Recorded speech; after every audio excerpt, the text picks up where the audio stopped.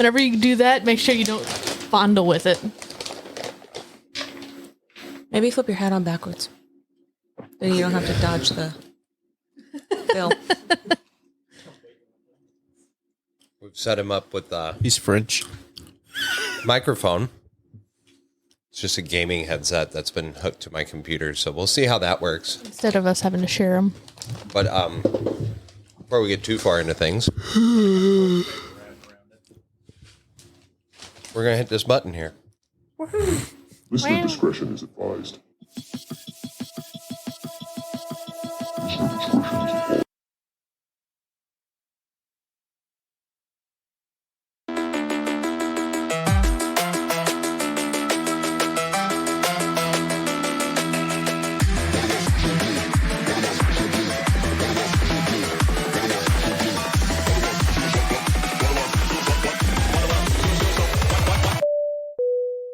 You are now free to clog your ear holes.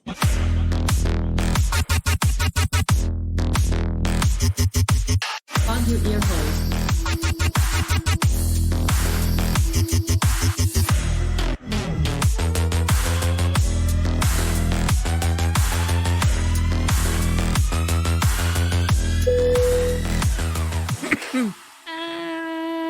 Well, that there's Ghost coughing into the microphone. I'm Van. This is Don't Fucking Worry About It. Across from me is... Callie. To my left. Incredibly impatient. Are you upset because I got you, bitch? Did you say his name? No. Yeah. I said Ghost. That's rude. Yeah. And then that guy over there with his own microphone, we'll see how it works. Sweet pea. Oh. I got him muted. Hang on. Unmute him. All right, let's try that. Yep. There it is. Do it. I'm afraid his audio might be like stupid loud compared to everybody else's. So. It was actually quieter on the stream, so. Was it? Yeah. For now. We'll see. We'll see how that goes. We got to get new mic stands. Hey, did I tell you? I don't know. Let's see. Let us see. I'm going to pull it up real quick. Let us see. Tomato. Tomato. Bacon. Let us see. Lettuce. Damn it, that's the wrong Cabbage? browser. That one's specifically for porn. Cheese. Mayonnaise. Ketchup? Ew. If anything, mayonnaise. BLT. And maybe mustard. Oh, BLT sounds fucking phenomenal. Right? Why you do this to me, Ghost? Sorry. We have a full-blown Patreon member. Who's he blowing? We did talk We about talked this. about that. No, we didn't, because that one got deleted.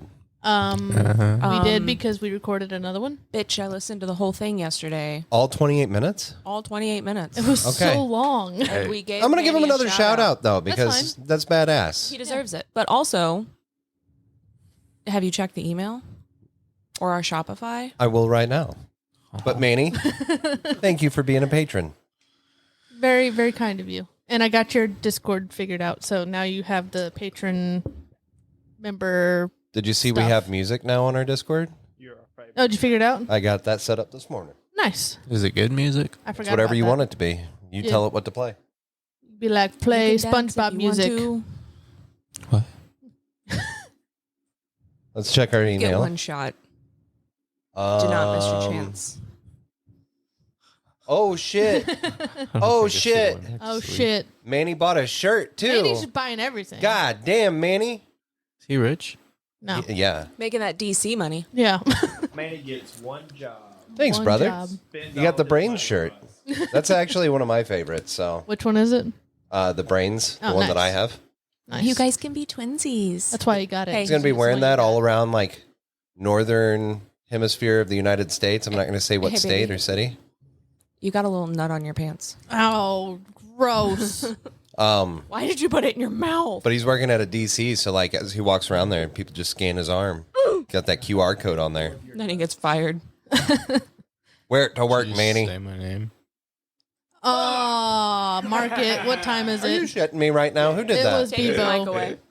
Take his mic away. We didn't even make it 4.5 minutes in. God damn it. God damn it, indeed. Okay. I have a Patreon video idea. I don't want the privilege. Keep them on. What do you mean? Because I can hear everything else. Yeah. Oh. Through Well, what? damn. We can still share. It's okay. Is it not going to work out? Well, he was saying that, you know how he could hear his own voice? Yeah. He could hear all of us. voices. All right, I'm going to go ahead and... Don't restart it. I'm not going to... What the fuck are you... I'm not going to restart it. I'm just I don't muting that know. microphone so that way You're it doesn't crazy, just mate. fire up. Crazy. I have a That's a Patreon big one. content idea. Go for it. Okay. When we finally decide to stop this season and start a new one, just because this is a bad time to start it. Every time we do a name drop, we should just cut it out and paste it into an audio. So it'd just be like 20 minutes of Ghosts. screaming Ghost's real name. That nut tasted terrible. Which nut was it? I don't know. My nut? Her nut? His nut? Or his nut? Or was it your own nut? But that's all the emails we got is Manny bought a shirt. So fuck yeah. Thanks, Manny. Did you see another one? Oh. I thought you saw No, email. the look was the flavor that this Ultra Fantasy Ruby Red Monster mixed with sunflowers makes when you burp. Oh, delicious. I will say our downloads are down about almost 100 Well- this month so far. But that's because of our equipment failures. It's not our fault. Are you equipment? I am. I am also equipment. I Yes. failed this week. I'm sorry. But we're back at it. We're good to go. It sounds like everything's working. We're going to figure out eventually how to get a couple more mics and headphones set up to make sure we're recording everything properly. But anyway, how was everyone's week? I don't know if anything happened. It was all right. Just here for the party, bro. What about you, buddy? I was off for 2 days. Yeah, what happened? Hail. Lots and lots of Hell no. Lots of hail. I have been seeing so many pictures and videos. I even saw it on my For You page on TikTok of the hailstorm that hit up there. I'm just glad it didn't hit through here because I just got the hail damage fixed on my car. I didn't even think about it. So it's your fault. I didn't even think about it. It happened in Forestell area and Wentzville. That's where they bring all the cars that come into Missouri. Yeah. That's where the giant ass parking lots full of brand new cars that go to dealerships sit. Have you seen any pictures of the lots? Like, have those been distributed? Have people taken pictures of just how bad it is? We haven't been allowed on the lot since it happened. They probably don't want pictures of that shit. Probably not. Like, the only lot we've been allowed on was our main lot, but, like, I went in Thursday, and they just completely canceled dispatch, and if I'm not in my truck, I can't go down to the terminal, or the VDC and the GM plant. I had, the only reason I knew about it was a friend that she knows, Alyssa knows, posted a picture of the back window of their car blown out, as well as a couple of the side windows, right? I think. I don't know. I know her windshield was fucked. And then hail sitting next to an apple. And it was the same size as the fucking apple. God damn. I have a buddy who was staying at a hotel up there, and he said there was a Ford Focus that looked like it was just through, like, a fucking robbery heist. Like, all the windows are busted out, the headlight was loose and busted out, and Like it got thrown through a door tornado. damage. Yeah, pretty much. Which essentially, that's how hail is made. Like, I never knew this, but the way hail is made is the updraft. So as the rain falls, the updraft that creates tornadoes actually sucks the water back up into the higher atmosphere where it freezes, and then it drops and pulls up, refreezes, drops, pulls up. Every time it goes up, it freezes another layer of water to it. That's why they have a core in the middle. And so you got to think, like, those things have to weigh quite a bit. The ones that are the size of a fucking apple. Mm-hmm. How strong is that upforce wind to just yank those baback up into the fucking atmosphere? I mean, Imagine the shit. concussion you're going to get.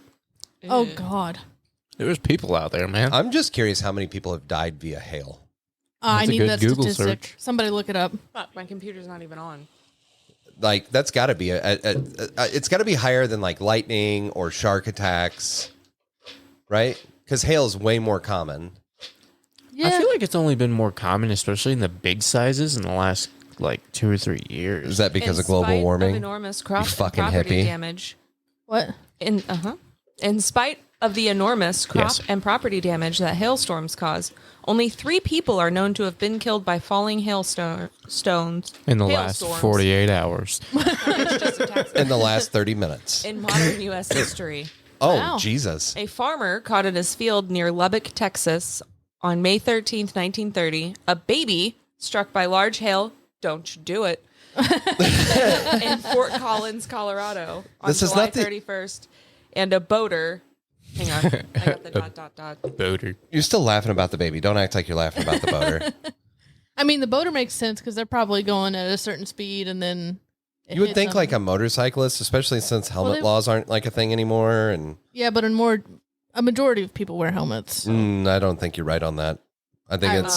I think statistically, more people wear helmets, which would be the majority, than don't wear. But I'm just saying, I don't think that's the case anymore.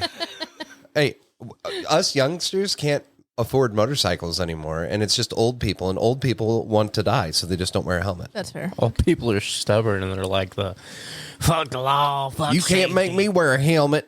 Well, it's what after How 25. about this? Anecdotally, I see more motorcyclists wearing helmets than I see not wearing. You're traveling in different places because I see more of them without it, but they're always on like a cruiser. It's the cruisers that don't. wear Yeah. 'em. If you're on a rocket, unless somebody's just riding it up the street and back down, I usually see, like on the interstate, I don't really see rockets without helmets on. I think I've seen one in the last few years. Just how stupid can you be at that point? Yeah. The I last seen a one video of was a boater on Lake Worth, Texas, on March 29th, 2000. You'd think it Damn. would just be more common. That was 24 years ago. Now, I will. I look mean, up- maybe, but usually it does start out small, so you kind of get that pre-warning.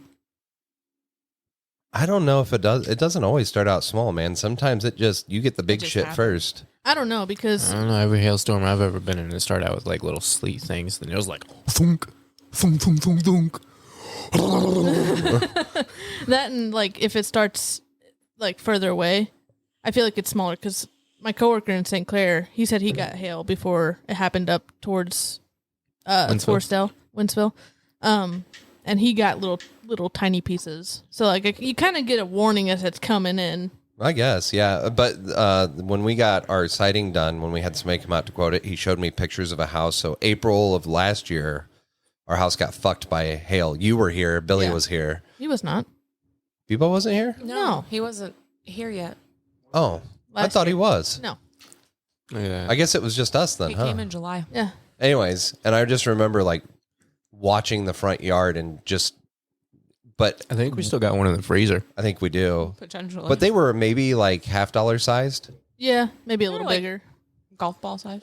Some of them were. Yeah. But apparently 3 miles from here, they got so much and such big pieces that it was totaling houses.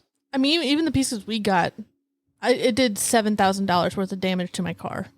Yeah, but it totaled a house. Yeah. A house. I'm just I saying, didn't even know the you small could ones. total a house. The dude was telling me, he showed me pictures. There was less sighting than there was sighting, if that makes any sense to you. Like when you looked at the house, there was just like little spots where it was still stapled on, but the rest of it had shattered and fallen away. Yeah, and the pieces Jesus. of siding that were still on just kind of looked like someone stuck like paper mache. To the Just side like, of here, the I'll house. get it. The guy said that it came all the way through the shingles, through the roof, through the ceiling, and then like Could you imagine sitting in your living room watching it out the window and you're like, oh, we're fine in here. And then all of a sudden it just poof, like a starts meteor coming going through the your house. fucking roof and shit. Solid snow cone lands on your Sitting there lap. watching the news. Man, it's getting bad out.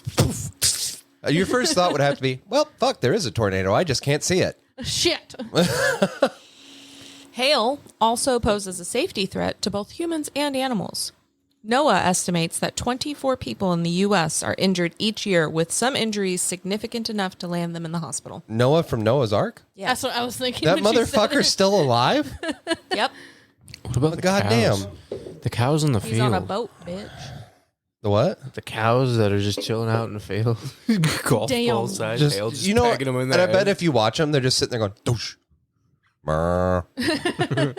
Just keeps eating grass like, yep, just a Tuesday in April. Fuck. Especially starts those- chewing on the ice.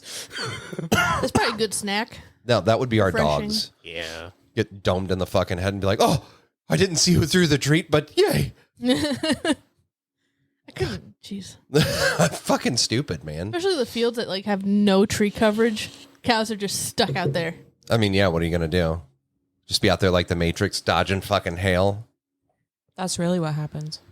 You just see cows Everyone's running. so distracted by the weather going on. You don't see the cows like On two full legs. ninja in the field. Doing backflips to dodge giant hail I want pieces to and see shit. this. That's actually. If you want to see it, trained watch Keanu Kung Pao Reeves. Enter the Fist. No. Yeah. There's a scene in there You where they wanna fight a watch it, cow. Go to our Patreon. For legal purposes, that is not actual advice. No, it is. You should It's watch not. Kung Pao Enter the Fist. Jesus. It's the goat of What are you stupid over there films. researching? How many concussions hail has caused? I mean, you would think the number's high, but I did find out a statistic recently that apparently for the last 3 years in a row, insurance auto policies across the U.S. have been at millions dollars worth of loss. Like Yeah. at the end of the year, they're net negative. Because of hail? Just in general, because the U.S. like they're talking about premiums are going to get so fucking high here soon that And then it's still going to be illegal to not have insurance. yeah, So essentially, if you own a vehicle and you want to get it insured, you're just going to live in the vehicle. Yeah. Yeah. So essentially, if you don't meet a certain socioeconomic status, you're not allowed to drive. Well, I was listening to LTT the other day, and apparently there's this huge ordeal right now where a lot of these cars now have a way to connect to the internet via built-in shit in the car, even if you don't have it activated, so you can reap the benefits of it having internet. Yeah. It's still communicating via the web. You know why that is? Why? So they can low jack your car. Actually, no. They're pulling your drive data and they're shipping it all off to insurance agencies. And one car manufacturer was just fined, I think, $20 million for selling private data. To raise insurance rates? So, and like, they're like, oh, but it's secure. Like, we don't know exactly whose car it is, you know? And they're like, okay, but you can still create buckets. Like anybody that has a Volkswagen Jetta, Yeah. their rate is going to go up. Because we've already seen do across the that. board that Volkswagen Jetta drivers do this or whatever. Yeah. They already do that. I know they already do that, but here's the fucking scary part. When you get insurance, have you had to give them your credit score yet? They I pull don't it know. by your social security number. Yeah, probably. Yeah, whenever I was looking for insurance, like forever ago, they wanted my social security number and they would run my credit score to base my insurance on. Well, apparently they're going to make driving habits reflect credit now. So if you have bad driving habits, your credit's going to take a shit. What if we got really good ones? Does that mean my credit will finally go up? Probably I not. I haven't got a ticket in years. I feel like we've hit conspiracy territory. No, it's Google it. Show me. Google. You're not going to Google it? It's As kind of my hard dad for me to said, turn around. I'm from Missouri. Pull up your phone Show me. and Google credit score affect or driving habits affecting credit scores. If this is true, how are they going to put something in everybody's car? They already have stuff in everybody's car. Well, not everybody has a new enough vehicle. They'll start mandating it. If you want to carry our insurance, you're going to have this device in your vehicle. I was going to say a lot like State Farm has a little thing that you can plug into your car for their safe driving discounts or whatever. Yeah. No, on the show, there were several people who work for insurance companies that said they're about a step away from directly working with financial institutions. There's nothing that shows up. Everything is about how your credit score affects your insurance. Well, then that's insider trading info. Or, and hear me out, conspiracy. I mean, several people that worked in insurance was saying it on the show that that's kind of the Hey, direction it's going. So, I even mean, if it's not is- factually evident, apparently. It's not reported on, but I do want you to heard point it here out- first. I do want to point out that you go on TikTok and there are several nurses that carry an active nursing license Yeah. spreading Bullshit. obvious misinformation. Well, yeah. I mean, you're going to have that. But Don't here's just the thing. trust the experts The way because the they're the corporate experts. economy is, would you put it past them? No. Okay, then. Anything's fucking No, possible. moral of the story: believe everything you see on the internet. The way you just All of like sassily flopped off your flip flops while you were saying that. Was there sass in my flip-flop office? There was. You're like, and then you kick both your feet forward, slammed them on the ground, flip-flops came off, and you're like, all right, putting them on the table. It's a power move. Shit's getting fucking just Back to what Bebo said. stupid. Believe everything. Yeah, especially if I say it. Yeah. Mm-hmm. Yeah. Yeah. Then you And know it's especially He's a if people said it. professional, I forgot what your job title was now. everything. If it come out of my mouth, it's gotta be true. Yeah. I remember a while back when you looked at Alyssa and you're like, sometimes the stories this motherfucker has, they're just completely unbelievable and I can't believe them. And then I think was it you, Callie, or was it you, Alyssa, that looked at him and was like, no, pretty much everything he says is fucking happened. Yeah, pretty much. Yeah. No, I believe the quote was, there are times you tell me a story and I'm just like, there's no way. And then I look at Alyssa and she's like, it happened. That's what it was. Yep. Yeah. That's my existence, man. I tell people all the time, I don't know if I've mentioned it on here, but if I buy a Powerball ticket, I'm bound to get a bill in the mail for about $100,000 a week later. Somehow I've won so good that I owe them money. Taxes. And I didn't even get anything to pay taxes on. Correct. Yeah, that would be my luck. The taxes were more It than makes what for you good won. stories, but aside from that, I now have somewhat intelligence and wherewithal to dodge situations that could potentially arise like that again. And yet you find 800 yourself in a lot of those million. situations. What? 800 million. What? That's Mega one Ball? of the mega balls right now, I guess. Yeah. I got some mega balls for you. I don't know. Oh, They're in his pants. He's running low on testosterone. I don't think they're that big. Actually, Still has giant nuts. I think they're That's nice. shrinking. Or my hands are getting bigger. Dear God, I feel bad Is for you. Are hands the same as nose and ears? They never stop I feel growing. bad for you, son. You've got That's a 99 myth. problems and Van's nuts are one. So last night I bathed the patient, was getting Back to the whole. No way. no, wait, what? He doesn't believe his balls are that big. He's like, there's no way. Back to the story thing, you know? I didn't even say it. She did. So You know, his cousin one time asked him if the size of his hands made his dick look small, the answer is yes. but his cousin was unaware of the size of his nuts. Size of his nuts make his hand look small. Why the fuck is that a conversation with your cousin? Because we're from Because he's Missouri. an asshole and he wanted to make him insecure about Okay, the let me size tell of you a his little dick. bit about my cousin AJ. Why don't you just call him up? Why? Because I'm not going to call him right now. you can make some. He'll make it fucking awkward. And then we're all the whipping boy. Yes. Because he is the master of insults, the son of a bitch. And that's what it is. Like, literally, I must have just sat next to him and reached for something. It's like, God damn, look at them ham hocks. Those make your dick look small? I just kind of slowly pulled my hand back. So whatever snack I was after, I definitely didn't go for it again.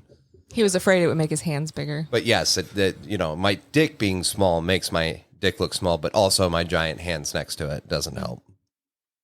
So you were bathing somebody last night? Yes, I was bathing a patient last night. I don't know. My brain is on connect things to song lyrics mode today. Uh-huh. And got her all bathed and I was getting her another gown on her and I was like, raise your arm up. And then for the rest of the night, I had You Raise Me Up by Josh Groban stuck in my head. Raise me up. Yes. And I walked by one of my coworkers and I was like, this is what happened and this is the song that I have in my head. And she's like, you always have that happen. And I was like, because that's all that there is in my brain is song lyrics and movie quotes. That's the only thing that lives in there. I've noticed that Autistic. we're really bad about that. New week and new job, and now I have to be around coworkers. And every time somebody'd say something like, that reminds me of this movie, and they'd be like, I've never seen that movie. Who shit their fucking pants? Don't look at me. Did you breathe in my direction? Fuck you. Don't start. I'm not starting on anything, bro. I just got a whiff of ass. I don't smell anything. And if nobody I also farted, smell it. I wonder if it's from outside. Or he farted. What's it smell like? Fart. Weird What kind of ass? it smells like I bean don't- burrito ass. I'm not familiar enough with farts to tell It you. just if smells like, Mark it. God, God damn damn it. I haven't been marking any of these. I am, but tell me the time. 24:40. 24:40. Yeah. God, you guys make me Sorry. work. I'm damn not it. familiar enough with ghosts' farts to be able to recognize them. Mm. Just the sound. Is there sound? Usually. Or is it just like... He usually puts the mic down there. Maybe it wasn't him. Yeah, because it's so blown out. Yeah. No, then it's Not just... from your tiny dick. You damn right. Sounds like the wind blowing past He the puts opening his of a cave. balls. What'd you just say? I said it just sounds like the What? wind blowing past the opening of a cave. Oh, He puts his balls what? in his ass. He puts his balls what? Built-in storage container. We're really bad about not completing shit here, aren't we? Yeah. Listen, I got ADHD. She said something. I was in the middle of a thought. It got shiny things. Gotcha. You know? But on the movies thing, I guess at least you and I don't know about Callie. I would imagine she did, and I'm not sure about Ghost or Billy. But like, apparently we watched movies that like have just left existence for other people, or they just weren't like big movies that people saw. Yeah, I feel like it's because we were poor. Mystery Men was pre Callie's birth.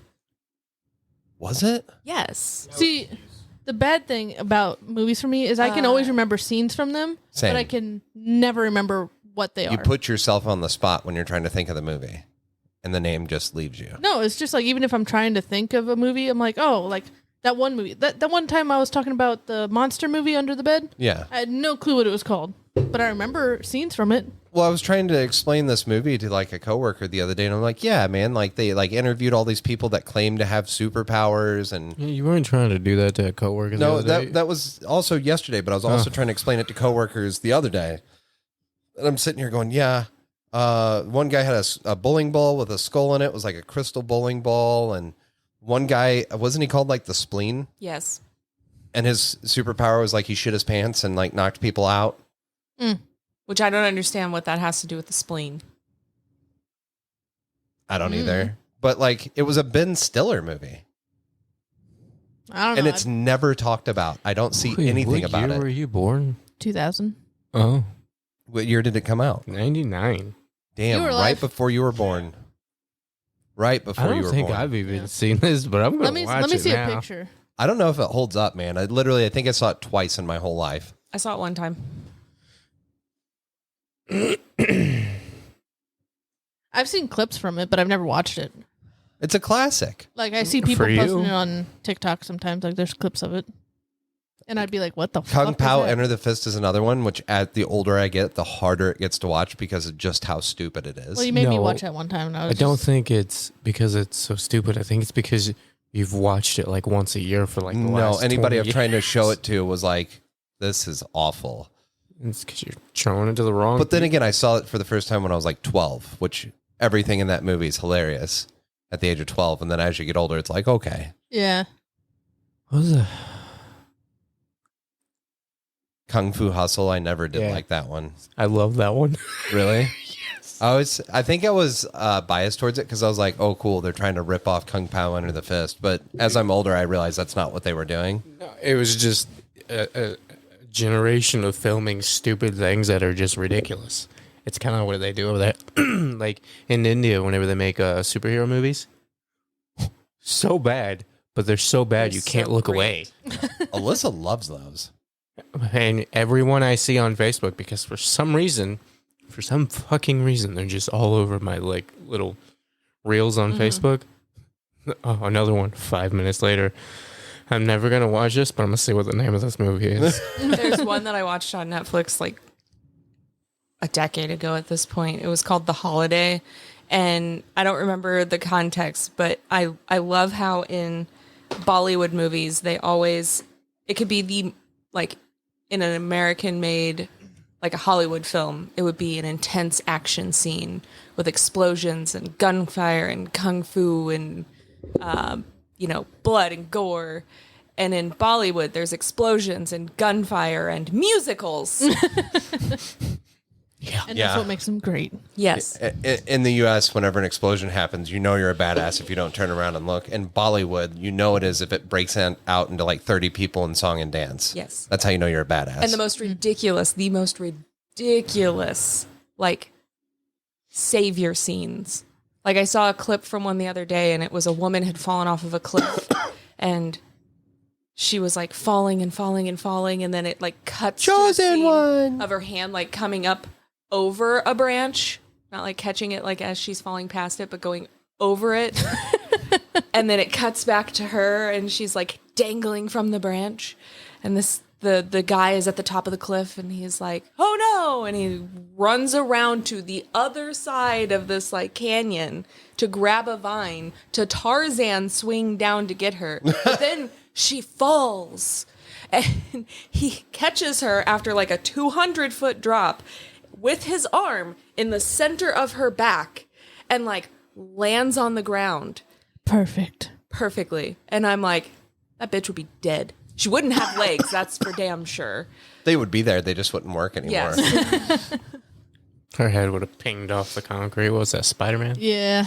Is that a Amazing cut Spider-Man. scene? Would have snapped. Was that a cut scene from Spider-Man? Yeah, it's whenever he's saving Gwen, she's falling, and he like tries to save her. He catches her, but then his web extends because it bounces and it's stretchy, and she just smacks concrete. And Well, then that wasn't a scene in the actual movie. Yes, it is. I guess I haven't seen that one. It is. That's Oh, why it's a there's so very many notorious sad Spider-Man. references. Is to that from the new Spider-Man? No. No, that's from Tobey Maguire. Yeah. What? I don't remember that scene in Tobey Maguire's Spider-Man. Spider-Man? Spider-Man? Spider-Man? He did multiple. I think I it know, had I watched them Lois all. Lane too. Wait, did she die? Yeah. I think I do remember. So there's her the original dying. Spider-Man, then there's Tobey Maguire, and then there's the new Spider-Man. Uncle Ben. Yeah, I remember Tobey Maguire's Spider-Man. Yeah. It's in one of those. That's like the famous scene is him bawling his eyes out over his uncle. He's That not is- bawling his eyes out over Uncle Ben, his uncle. Yeah, he was. He wanted rice, and there wasn't any. I see what you did there. Uncle I don't. Ben's rice. I guess it's a brand of rice. It is a brand of Oh, rice. okay. Cool. Yeah. That was a meme for a while. I do remember that meme. I don't remember that meme. You don't? What else happened? There's Hey, this is supposed to be a big, fat, wonderful episode. So It's going get your to. brains we're, moving. No, we're Yeah, getting get there. your We're brains getting moving. there. I'll bring up my. Go ahead. Go ahead. Are you buying lottery tickets right now? I want to discuss this chat thread in the messenger Can you today. hand me some nuts? Hang on. He was going to say something. Sorry. I wasn't. Well, then what was? Well, I just woke up. I ain't got brain. oh. Okay, then go ahead because he's just making ghost noises into the It'd microphone. be real nice if you didn't put your feet all over everything. Quit. You ever met somebody so obsessed with feet? Yeah. Who? Do you not remember the running joke in the beginning of the podcast? Yeah. That was real? Oh, God. No, I'm just referencing the joke. Oh. All right, go ahead, Alyssa. So we got a message at 1 p.m. today. When are we going to record so I can make plans around it? I got a shit ton of stuff to do this weekend. What was that? Are you trash talking me right now? No. Well, kind of. What? Hang on a minute. What? Van responded, "You just asked me this," and I said 3:30. She said, "I asked that days ago. What the hell?" I'm sitting here going, And then he responded, I know. "You asked on the phone today." No shit. And she said, "Yeah, I know, but I sent that message Friday." Van said, "Wait, it just posted and you sent it days ago?" Said, "Yeah, that's why I'm confused as hell." Oh, God damn it. what the fuck is your problem? Reading the name. Anyways, Ghost said, 34. God damn. Facebook is trying to start fights. When we recorded last week, I literally said we had to record on Sunday. But you didn't give a time. She wanted a Didn't time. have to have it. She sent it on Friday. When are we recording this weekend? I have lots of plans. Yeah. Okay. It was on Sunday. Yeah. You're scaring her. Still needed a time. God and I damn. can't remember everything. Just listen to the recording. No. No. I thought you were going to talk about the fact that every time Callie's coming over here. Now you got me thinking before I say anybody's fucking name. Am I supposed to say Callie? Yes. Yes. If she's going to DoorDash something to us. Oh, yeah. I'm a Short- DoorDasher. Shortly after that conversation, Ghost sent in the chat, "Can y'all bring me a soda?" And I was like, is this like the DoorDash order? Yeah, what the fuck? I was sleeping. I just woke up. What, did you sleep ask for a fucking soda? Potentially. I woke up, my head hurt, and I knew they were coming over, so I asked them to bring me a soda, and I went back to sleep. Knowing we were going to be recording in like 20 minutes. Yep. Oh, I thought it was like an hour still. I looked at the time, I was like, all right, I got time. Jesus Christ. This week I did apparently my last week of training. That happened. Because he's fired. Just about, like, honest to God. I kind of mentioned it to you yesterday. Mm-hmm.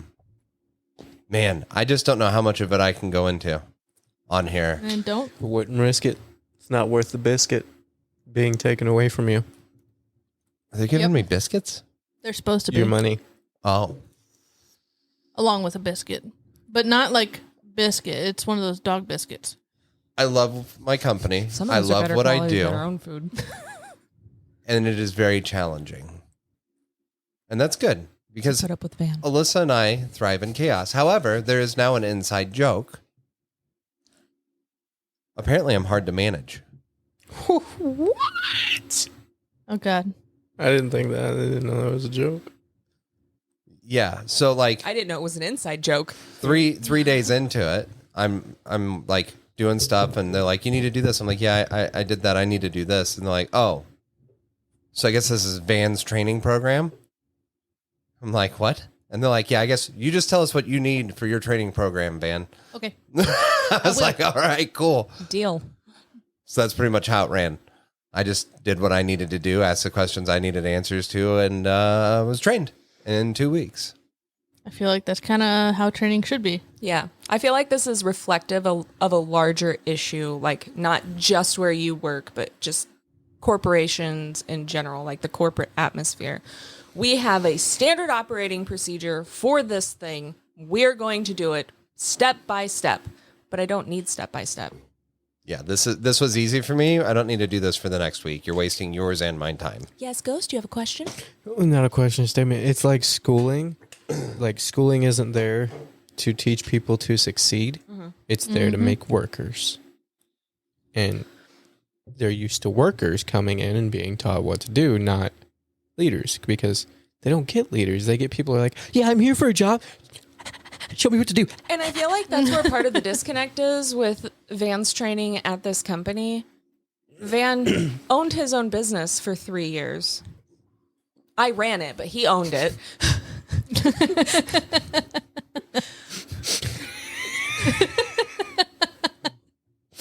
For those of you that The can't faces see, you- I'm doing the pull your lips straight across your face and squint them. Squint your lips. I love how Squint like your lips. she's referencing something that we talked about on the last podcast, but that podcast never came out Yeah, I know. because it didn't get recorded. No. He owned his own company for 3 years, and then he started working at this company in another part of the company. But he comes into this side of the company, and they want to train him as though he's a brand new hire. One, that's a terrible way to do things. And I know, like, it's across the board. They do shit like that everywhere. He already knows a significant portion of the information you need to teach him, or you feel you need to teach him, and then you're getting upset because he already knows it. Mm-hmm. That doesn't reflect him. He's not hard to manage in that aspect. You need to analyze what this person knows and apply their training based on that. Yeah. Teach him what he don't know. Yes. Stop trying Not to to reiterate. mention, they give you basically a fucking management position anyways. Kind of, sort of, yeah. You have management experience. Like, kind of goes hand in hand. There's not much training you need there. Just like throw down some of the basics that he doesn't fucking know and then let him go, because obviously he's competent enough to run a business. Right. And I mean, if he doesn't know something, he's going to ask. Can I just, like, when you are doing a job. It doesn't even have to be like for work. Let's say you want to, let's say you go to an event Jobs. at like somebody has, you're helping somebody put together a wedding. Uh-huh. Okay. And the wedding's over. And you see people picking up chairs and putting them away. Do you just start helping? Yeah.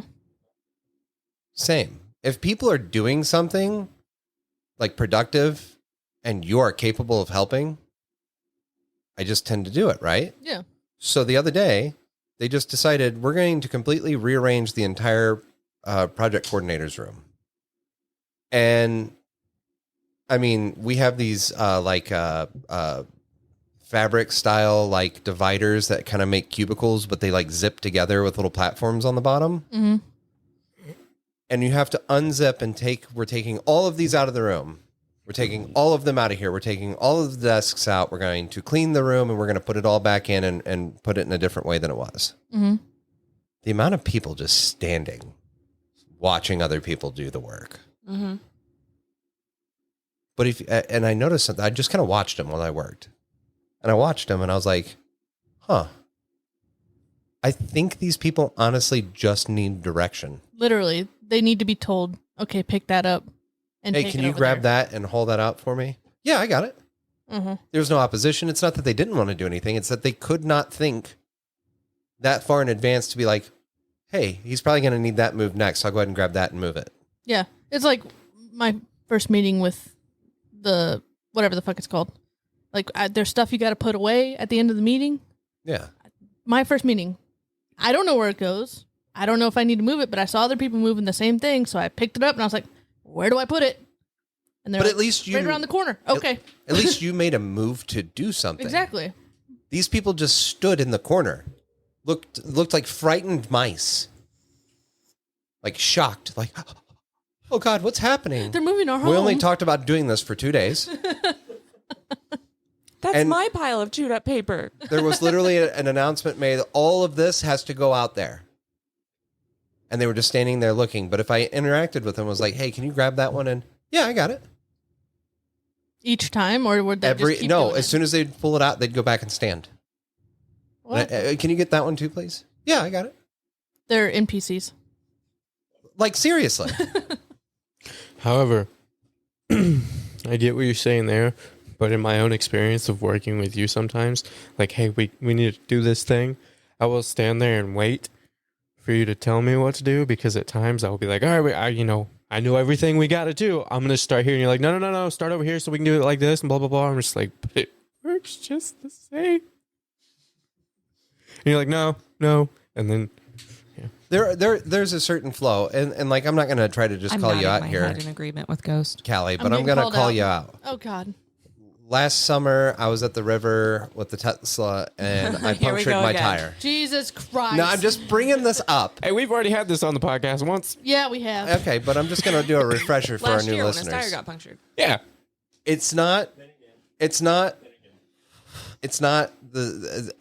I try to think like 83 steps out. And it's like, I want to avoid anything that could potentially slow us down because I have shit luck. I'm not more intelligent. I'm experienced in bad luck. It's a trauma response. It's a trauma response. And I knew that tank from experience wouldn't have enough to fill my tire enough to get out of there. And I was like, the best thing we could possibly But do. it did. It didn't. We had to go try to find a place to refill that tank. No, motherfucker. It was full, but it doesn't resense it until you start moving the vehicle. The one wasn't enough. I would have bent my wheel. The one only lifted it off the ground about that two. far. We got it. Yeah. But it was We got just... two in, and it was plenty. I'm joking about calling you out. It's one of those things where it's like, had somebody just grabbed one of those, or if we'd had one available, we'd have been in, out, gone. In no time at all. In, out, gone. Woo! But there would have been no adventure. Sometimes I'm cool with not having an adventure. When are you cool with not having adventure? When I'm at work. You weren't at work. You were at River.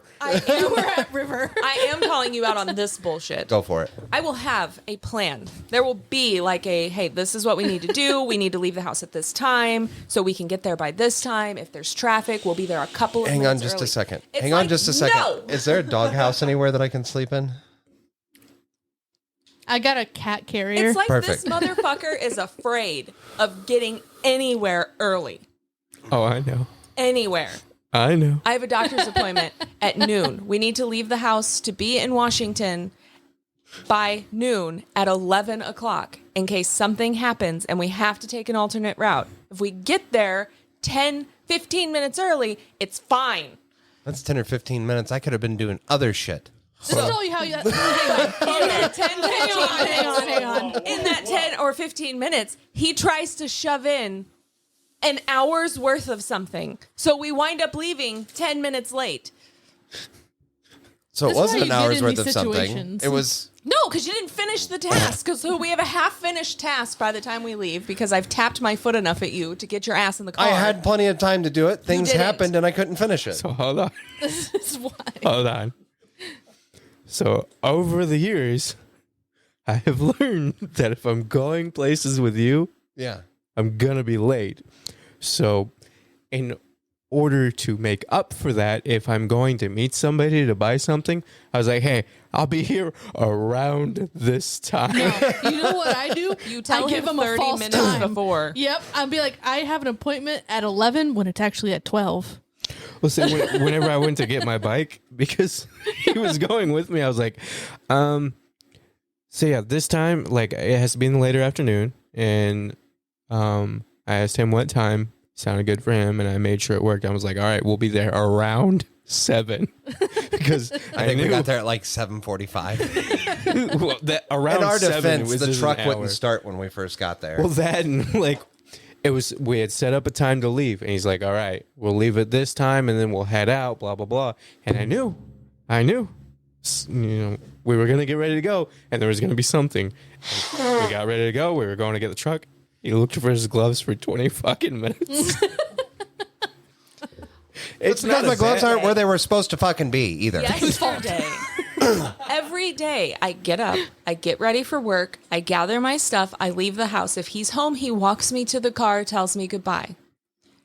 Goodbye. I'm walking down the Exactly hallway like that. into the kitchen to like fill my water bottle and walk out the door, and he disappears.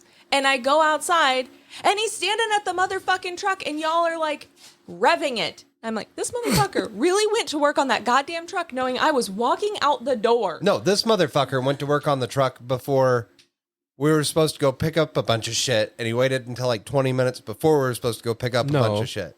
I did that before she went back to take a nap. It just took longer than I expected because if you have a 2011 F350 and you're going to change your fuel filters, in order to get the fucking main fuel filter to stop draining, you literally have to unscrew it while it's draining because it's pressurized. So we had half a bucket full of diesel fuel sitting out there because none of the videos I watched said that. I had to go to the comment section No, to know that. that's not how any of this played out.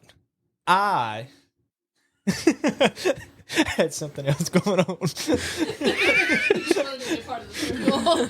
Gotcha. And I was eating spaghetti. I also, Which, you didn't have to come out and help me. It was 2 things. It was a 5-minute fucking fix. It just, okay, but I didn't want missing You parts didn't in my have to be rear eating end again. spaghetti. bitch, fuck you. Google the fucking the mechanics and shit told me that that's what that was, not the fucking foreign locking system. Let me just unscrew this here. Oh, look, wires. Yank! No, that's not. I was told that Oh, God. was the speed sensor.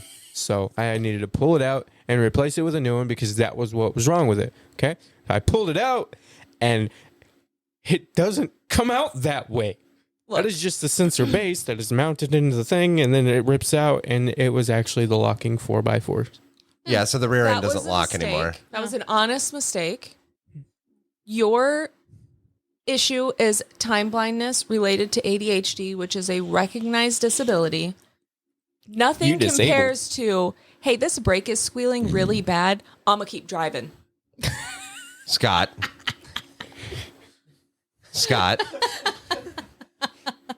She's laughing so Hey, hard. I because think we she should said, probably "Hey." pull over. I was in the truck going, that doesn't sound good. We should probably pull over. Nah, it's fine. I got to get home. I got taters in the microwave. or whatever the fuck you had going on. And then we were stuck in a hotel for another night. And then he looks at me and goes, I didn't know. Callie did. We had to drive all the way home. Maybe rent listen to a the trailer, woman. drive all the way back to Kansas City at 1:00 in the morning outside of some random ass hotel. Winch this truck onto said trailer, which was a bitch because it had a locked up, melted wheel hub. Before Completely locked up. we even went there with the trailer, I drove back with Callie and tried to fix it there because I was like, well, it can't be that bad. And No, it was bad. I got everything torn apart and I was looking, I was like, this ain't good. I can't fix this one. And I was just like, you motherfucker. But- we do forgive you. But yes, You're just never working for me again. But then the response was, You're fired. I'm really sorry. I didn't know. And Callie's like, bull fucking shit, boy. Bullshit. Bullshit. I you told had your a shit. ass. Like, that motherfucker had to be glowing fucking red all the way down to I the was frame. hanging out of the window going, that doesn't look right. She was hanging out of the window roasting marshmallows on the heat coming off of the Yeah. wheel hub. There's no tire or wheel on there. Scott's like, yeah, but I got to get home. It's will do. fine. We've only got do. 320 miles to go. We can float it. Turn the radio up. Problem goes away. God damn. Yeah, we're going to say goodbye to that truck on Monday. Yeah. It's been through Been some an stuff. okay truck. It's been a pretty decent truck. I mean, it's definitely has its Been an own. okay truck. It's got its own. Quirks. We've had to put preventative maintenance and other money into it. And but other money. Mainly for the sheer fact that, like, Nobody when ever you- changed the air filter. fuck off. Okay, fuck you. No, but when we got it, or whenever we first test drove it, it was a good truck. It was the dude. It was a doctor, respectable, and then his son got a hold of it, and it Yeah. wasn't. And we just kind of like bought it from the first test drive, and then things happen. That air filter, when you go to take it to get a fucking oil change, they're supposed to check the air filter, show it to you, and say, yeah, you want this changed or not. They handed it to me. They looked at it. They said, it's still good. Do you want us to change it? I was like, no, it's fine. That's why I don't believe that was actually the issue. I'm just giving you shit. I think dude was think it just was trying to either. keep from replacing the motherfucker. Because I hadn't done my own personal. When I do my own personal oil changes, I don't change the filter every single time, like every other time, every third time. But 9 times out of 10, I'll check it. Hey, Ghost. Yeah. Next time you do an oil change on my car, can you check the air filter? I'm gonna start draining the battery fluid out of it. I said Nailed something it. about doing an oil change on my car the other day, and it was in front of Annabelle. And I think I said I have to change the oil in my car, and she goes, like 10 seconds later, you have an electric car. You don't have to change the oil. And I was like, and that's why that one's going places.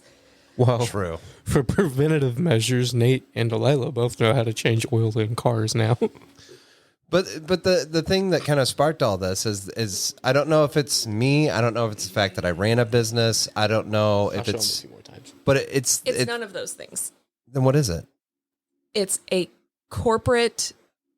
insidious corporate disease where they latch on to standard operating procedures. No. I'm not talking about that. Oh, I'm talking about the ability for because that people. wasn't the topic. Well, it's came off that the ability for people to just see things that need to be done and do them. Where does that come from? Just like the ability to see something that needs to be done, Poor just parenting. doing it. Experience. I'm assuming these people are people who have typically only had roles that are very similar to the roles that they've had, but you've been in roles that span A multitude of industry. hundreds of industries at this point. Yeah. And like me, I still do the stand in the room and I'll be the gopher. I'll do whatever you need me to do, but I don't have experience in this particular thing. So I don't know what needs to be done.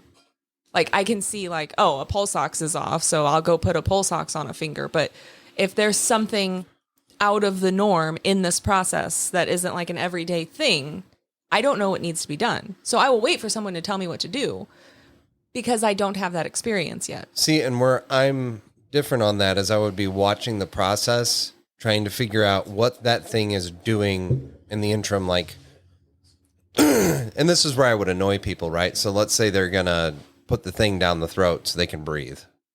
what is that called? An endotracheal tube? Sure. I would be watching. I would look at the tools. I'd see the throat. I'd see how they're positioning the head. I would see which tools he's grabbing. I would pay attention to which ones he hasn't grabbed. And I would look around the room, and I'm not saying I would, but I would ask, hey, do you need me to do this? Because I would feel like maybe that would be the next thing coming. You don't have time. I know you don't have time. You wouldn't do that. I'm telling you, you would not do that. I'm using it as an example. I'm not using your industry like I could totally do your job. That's not what I'm getting at. I could. I'm talking about when Nobody I'm would survive, but I could. in any situation. I'm constantly assessing and trying to look for the next thing. It's part of my diagnosis for the intellectual defense mechanism, where I'm trying to be a step ahead of people. Yeah. That's where I think I piss people off, because like they'll be explaining something to me about a process and I'll have already guessed like the next 2 or 3 steps. And usually they're like, well, yeah. Okay. But I want to point out, like, I'm using this as an example for why, like, in a situation like that, I'm not jumping in and just doing things because people could die. You want me to cut his vein open? I got you. No. You can't do that in those situations. No, but you can do that in the situation that you are talking about. Yes, that's what I'm saying. And that somehow annoys people. Like you were telling me the other day that like sometimes you don't want to be told, yeah, I know that. You just want to be able to explain the thing you're trying to explain. Mm-hmm. And it's rude to tell people like, yeah, I know that already. But my brain is already trying to get like 3 or 4 steps from where we're at to try to figure it out so I can just do the fucking thing. I mean, I do that too, because I think ahead, it's not as bad as you do, but I do think ahead, but I'll still let somebody explain it to me because I know that it could piss people off. My insides start to vibrate when I'm like, I know this, and it's killing me that they're wasting their time telling me this thing that I fucking know already. Hey, I know how to do that. I need to know this. The only person I do that to anymore is Delilah. Yeah, but you don't know what you're talking about with Delilah. Nobody does.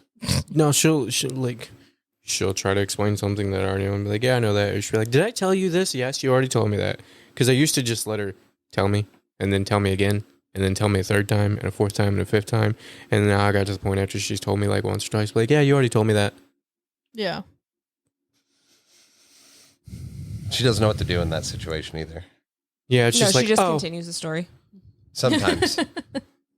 But like, she is the NPC. I upset people when I do that, and it's like I understand. Sorry, she said that. Now my brain just went to skip. Why isn't it skipping? Mine too. What? Hold square to skip. NPC. Oh, whenever you're like talking to somebody in a game, and it's like, I just want to buy shit, bro. I don't want your childhood story while I'm just trying to give you my rupees, motherfucker. Yeah, but that's what I was getting at with it being like an insidious corporate neuro disease. Like there's lesions on the brain of corporations because they're stuck in this habit of we're training a person who has 0 experience. Technically, your position is an entry-level position, so they're training people based on entry level. But you aren't entry level at this point because you have experience with all of the programs that they use. Just about. There's some stuff like... But there's a lot of things in my industry, like jurisdictional research. Like if we're installing into a new state and a new area where we've never been before, we have no idea what kind of permits or setbacks or anything they have. So my job is to call that jurisdiction, any forms they need us to fill out, have them email them to me, upload them into the system, and then ask them the series of questions about how they like it done. And then submitting our plan set via their specifications to ensure that we get the permit to build in that area. Of course, you're not going to be able to train me on 300,000 different jurisdictions. Right. But my job at that point is to train me how to do the jurisdictional research. Mm-hmm. But we're trying to train me like per jurisdiction. And it's like, no, stop. I can't. You cannot do that. I understand the basis of how this is done. But I also would like to point out that part of the reason why your company is going through all of these shifts and changes is because a lot of people just aren't fucking paying attention. Like, he got a paper that was the standard operating procedure for, like, his job. And he had me put it into, like, a computerized format so he could attach it to files and like go through and check. Yeah.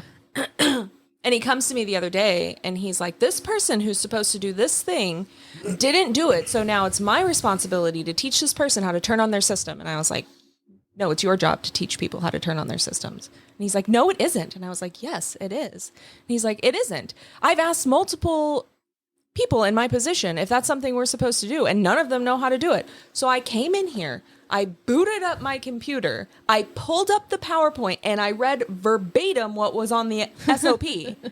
And I said, it is your job. And that's the fucked up part. So that was never trained to me. Right? Because nobody's gotten training for that. So how is my trainer supposed to train me on something they didn't even get trained for? That's the things I'm talking about, where it's like, but at the same time, like, I don't know. Like I said, I don't want to get too far into it. But there's just things that I'm coming at my job as though I'm the owner of a business because I've owned a business. So I look at it more from an owner's standpoint than from an employee's standpoint, which is apparently two different viewpoints. Yes. Yep. One and it should person, be two different viewpoints. one person doesn't care how things happen. Just, I'm here to do this thing. I get paid for it, blah, blah, blah. It doesn't matter past that. Yeah. I am of the understanding that if I excel really well at my job and I clean up messes as I go and I kind of streamline things to a point to where they can just flow, my pay will increase because our productivity increases. But you put the expectation that your pay will increase, and there's no guarantee that it will. And if it doesn't, then I'm gaining experience for another position elsewhere. And that might be the case. But do not tell people that it is a poor thing, like a bad thing, to only view your position from an employee position. It's not about... I, as an employee, do not benefit from any of the bullshit that those motherfuckers that own or run my hospital benefit from. But that's and I where never will. my company was different.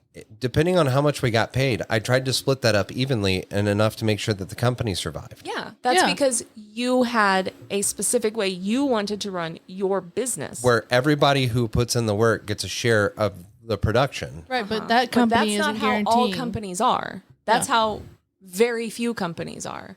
So when someone says, well, how is this going to affect the hospital? I will respond, that's for them to figure out, because I am not going to reap the benefits of me saving this extra pair of gloves. I'm not going to. Right. And that was made abundantly clear when they gave us our significant raises. Woof. There were air quotes. But so when I ran the business, though, like I nitpicked every little thing people did because I'm like, no, we got to do it this way, because if not, we're going to end up costing us time and money, and everybody wants more money. So the more efficiently we work, the more we all get fucking paid. And it's also a small business. I was just there. Yeah. Mr. Managerial or maintenance manager. He was not ready for that position. I also did that position. You were the tracker of the maintenance. I was everything. You didn't Hang on, change the a single bit of conversation oil. that y'all missed from the We also went from we're only doing Valvoline to try to get it home so we can do Dobbs. Oh no, I understand. And there's no Valvoline around here. Find somewhere that'll let you bring their own oil. Well, that was because of the stupid oil shortage. Well, yeah, but that's because we couldn't find Valvoline. And Valvoline was not across the nation, apparently. I only did tracking. You didn't change oil?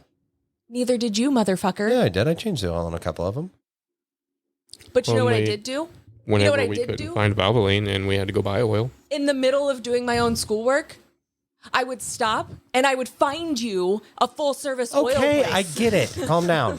And a fuel stop. And a fuel stop. The point of that is the way that should be how businesses are ran. Like, but in my opinion too, I don't ever need to be like a millionaire or billionaire. If I'm making that kind of money and I'm not sharing it with the people that make it possible, then I'm a fucking dickhead. But you also got to remember, a lot of corporations don't give a fuck. They want to be the millionaire. Yes. Some of And these motherfuckers don't even like millionaires and billionaires. Not enough. unless you're working for one of those businesses that is blatant about that philosophy, it is toxic to expect your employees to care about that business as much as you do, because you are not compensating those employees as much as you are being compensated. And the shitty part about it is I'm being fucking penalized for being that caring about my job. Like, I care that much about my job and I'm getting in trouble for it. No, you're getting in trouble because people are stuck in this mindset of this is how something's supposed to be done. And it's part of the reason why your management has to change, because they're coming up now on a generation of people that aren't going to follow that managerial style. They're just not. They're going to quit, or they're going to have a hell of a time, because I, as a millennial, am not going to sit there and not learn things I know I'm going to need to know because it's not the next step in the process. Or I'm not going to do things in an inefficient manner because that's how we've always done them. Callie. Are you raising your hand or just I was trying to touch your shoulder? It sure looked like you were raising your hand. I know, but my muscles are very like tense, so I was like trying to stretch out my abs. But like Callie and Ghost, when they were working and they would do something, like Callie got stranded in the middle of fucking nowhere. Batteries just, she shut it off, went and got food, came out, and they were dead. And you were what, like an hour and a half, 2 hours from the nearest town that had any kind of auto parts store or anything. Minimum. An hour and a half away. She tried everything she possibly could before she called me, and I had to come up with some sort of solution to get her rolling again. Yeah. Well, in her defense, also, she had really shitty service. Really shitty service. But you still were like, before I call him, I want to make sure I've done everything I can do. I think that situation, I tried calling you like 4 times before I was even able to get a phone Really? call through. Yeah. And I tried to, I was it you that called the police officer? Or was that me that called? I think you called a Yeah. local cop and they tried to jump it, and Yeah, that's that what it wasn't was. happening. Well, no, he tried. Yeah, It I didn't know, work. but that's what I mean. It wasn't happening because Yeah. there's not enough cold cranking amps and a gasser to turn over a diesel engine. that and the battery was shot. So Yeah. But on that other subject, you were saying like you're trying to get these people to help you get or do the things you want to do type of thing. Yeah.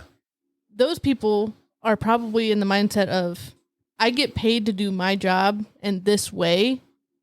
Why would I want to do all this extra stuff because he's wanting to do more for the company?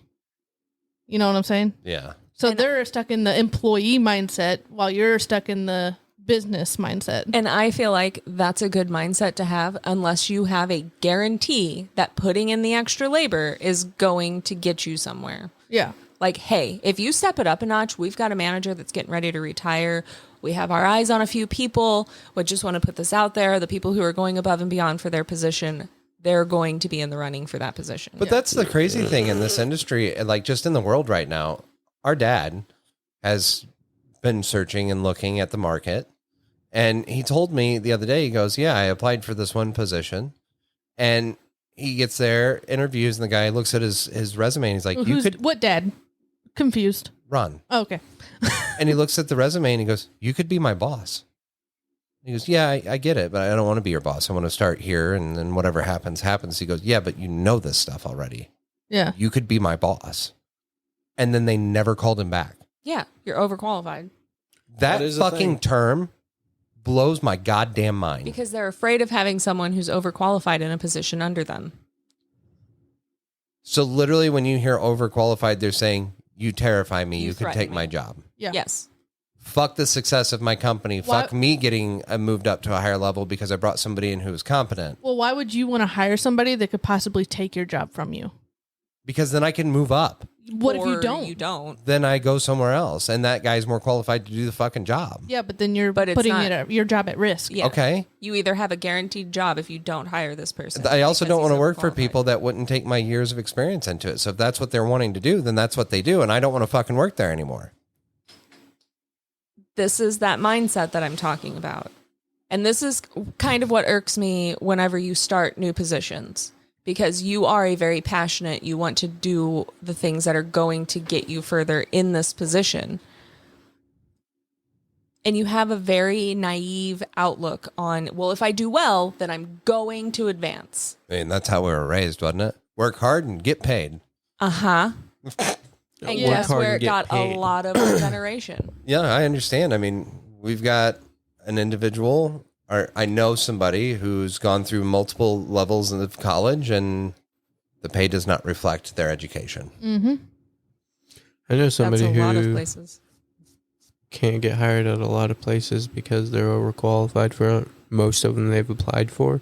So they just deliver mail. There was a job I applied for recently, and the job was literally entry level as you could get. Your job was literally to write handwritten thank you notes to anybody who ordered a product from that company. Mm-hmm. I got through 3 interviews.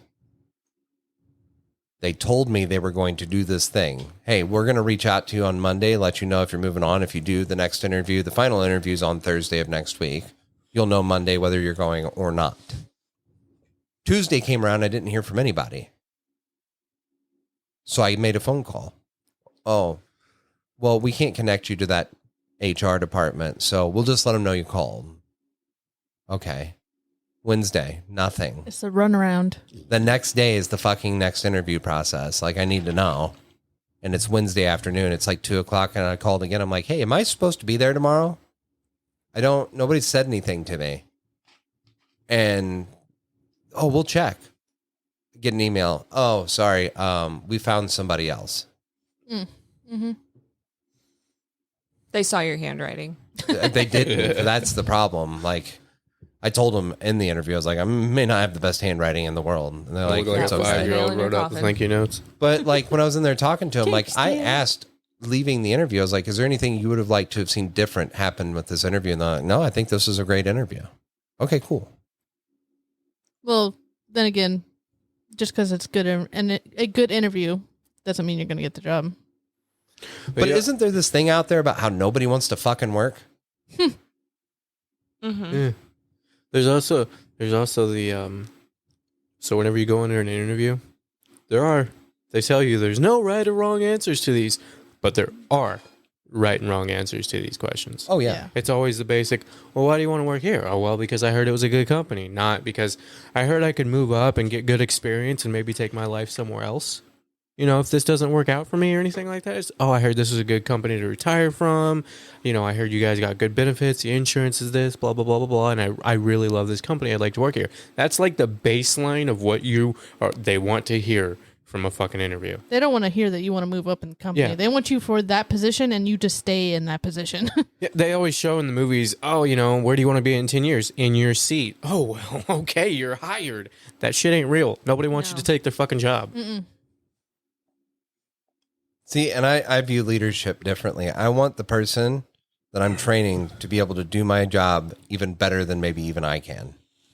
Because then I can leave that position and go to another position. Like, that reflects on my training. Yeah. And maybe at your company, that is a possibility. It seems like that's how they have it structured. It seems like the way that everything's happening with where I work is we're in the midst of a massive expansion. Like, we've just pushed into 3 whole new states in the last 4 weeks. Mm-hmm. And there's so many positions opened up and so many unrealized positions that we haven't even realized we're going to need yet that are far and above what I'm doing now. And it's like, I'm being told by several people, you take this job, you're in line to do this next. Okay, cool. Then I'm going to own this fucking position. Yeah, because you have a guarantee that as long as you work hard, you do things correctly, and you prove yourself beyond a shadow of a doubt that you are moving up. But there are a lot of places that Our son dang. just died. there's a vague suggestion that could potentially happen to give people hope. So they put in a lot of effort, but it's just to fuck people over. Yeah. Yep. No, and I get that. And that's what I refuse. Like, if that's how I find out any place I work for is doing, like, deuces. Yeah. Like, I believe as an employee, it is my job to reflect well on the company that I work for. So, like, I'm polite, not necessarily super professional, but I'm polite. I treat all of my patients how you should treat patients, not like some of those other nurses out there that are horrendous to their patients. Mm-hmm. But I'm not going to do extra. And I think that's okay. If you're a person who just is okay with the position you have and you don't want to aspire to move up and you're okay with making your wages that you currently have, then don't. It's not about It's whether not that. I aspire to move up or not. It's about whether I'm going to be chosen to move up. Yes. Okay. And there's no guarantee that I guess the point I'm trying to make is there's people with that mindset, people like my mindset, and then you've got the NPCs that I'm talking about. That's my point here is you've just got people. Like there's knowing whenever you have the opportunity and knowing when you don't. Yeah. But if you know you have the opportunity and you don't do anything to get there, that's what you're having the problem with. Is that what you're saying? No, his problem is there are just people out there that don't do anything extra. And it could be because they're happy with their position. It's not even about doing anything extra. For instance, let's say, hypothetically, that you're running a lawn mowing business. Or let's say you own a landscaping business, right? And you do this landscaping job. It's a huge redesign of the backyard. And there's fire codes and things of that nature that you have to adhere to. You hire a subcontractor to go out there and do it, and they bust a water main break. They're digging in the wrong fucking spot, and water's pouring out and spewing everywhere. Mm-hmm. Did they call dig right first? And then they just let it do that for a month. Nobody's trying to solve the fucking problem. Nobody's trying to figure out how we stop the water from leaking. Yeah, it's just over there leaking. We're just going to let that happen, and we're going to do with these new jobs we've got coming in. If you hire somebody, then it's their responsibility to take care of it. I understand, but they're not. Well, then you need to... You don't just let the water continue to run, though. That's my point. Like, it's not their name on the line. They're installing under your name. You sold that job. You sold this landscaping job. It's all warranted by you and your business, but you've hired a subcontractor to come do the work, and they're working under your name. Well, that's when I would fix it, but I would charge them for the damages. But when you just see people that are just like, yeah, I'm going to put that off to the side. We'll deal with that some other time. No. What are you doing? Not my monkeys, not my circus. That's the thing, though. But if you are running those departments, those are your monkeys in your circus. Well, there's the difference. Those people weren't running the shuffle everything out of the project coordinator room department. They were project coordinators. Or, this person said that we got to do this. Okay. And then they never do it because they don't know how. And they don't ask people how to do it. Like, well, we're just going to leave this alone because I don't know what to do. Then that's poor managerial skills. Because the manager should have made sure that that person knew that they knew how to do it. But in this job, it is your job to figure that stuff out by making phone calls. And figuring, like, part of your job at that point is to figure out, like, you're paid to figure out how to solve problems. Your job is to make sure that the landscaping gets done from the time it's sold all the way through to completion, have photographs taken and upload them into the system showing that this job site is exactly as we drew it out, and the customer's happy. And if there's a hitch in that program, your job is to find out how to get it past that hitch and to the point where the customer paid you to get it to. That's whenever the manager or the boss sit them down and be like, this is your job. This is what you're supposed to be doing. I understand that, but... They have that. It's called an SOP. They have a piece of paper that they hand everyone. But they have projects in this landscaping business, we'll say, that have been sitting for 6 or 7 months. But this is where I say it's a managerial issue. Because if there's a problem... and it's not moving past that problem. As a manager, it is your responsibility to make sure all of these projects are moving forward smoothly. And if there's a project that you've noticed that's been stuck in the same spot, it's your responsibility as a manager to reach out and be like, hey, why is this project not moving forward? Well, because this problem happened. All right. Do you know how to solve the problem? Have you tried to solve the problem? As a manager, it is your responsibility, your scope of practice to ensure that these things are happening, because it all falls on you. You also got to If do they it without don't know how to belittling. do it, you need to do the work to make sure they know how to do it. They're supposed to, but a manager is supposed to make sure that they actually know how to do it. Because, okay, it has a standard procedure that it's supposed to follow. And in the standard operating procedure, it lays it out vaguely.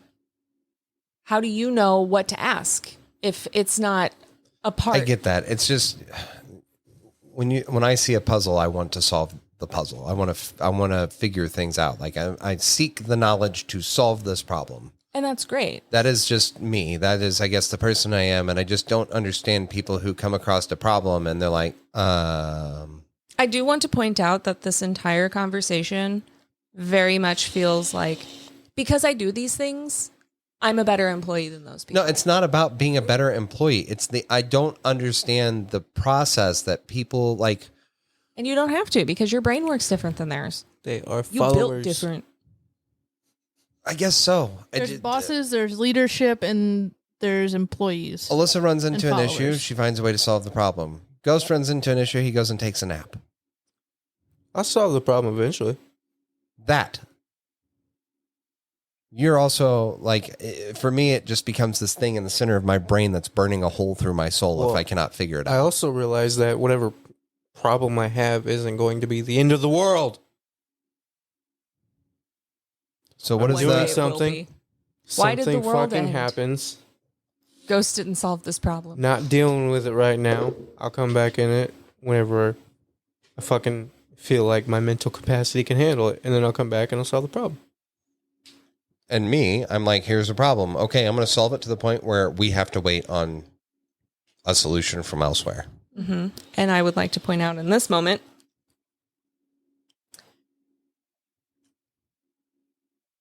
that mindset is mental illness. Cool. That, and I know you'd mentioned last night about somebody didn't get their pay like they were promised. Yeah. And so you went out of your way to try and help them get their pay. Yeah.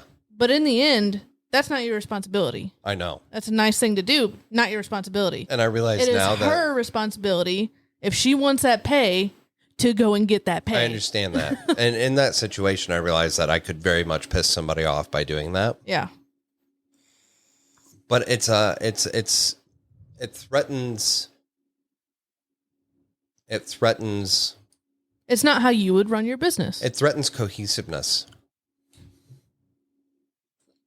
Everything runs a certain way and is going to run a certain way because the model is built like this. And if a part falls through that we could stop from falling through, then we didn't do it right, and it is our fault that it's not progressing. Does that make sense? If it's something as simple as this got overlooked and we're not paying attention to it, and I can draw attention to it, hey guys, look over here. This person's bleeding out. We should probably bandage them up. Nah, we'll do it later. Then I'm going to call attention to that because it's part of the workflow. This is a vital part in the machine. Yeah. And that's because your brain works differently than a lot of other people's. And the world runs on those differences in people. Because if everyone had that mindset, We'd live in a perfect world. Well, hold on. it would just be chaos of trying to solve all of these problems and not actually working on the task at hand.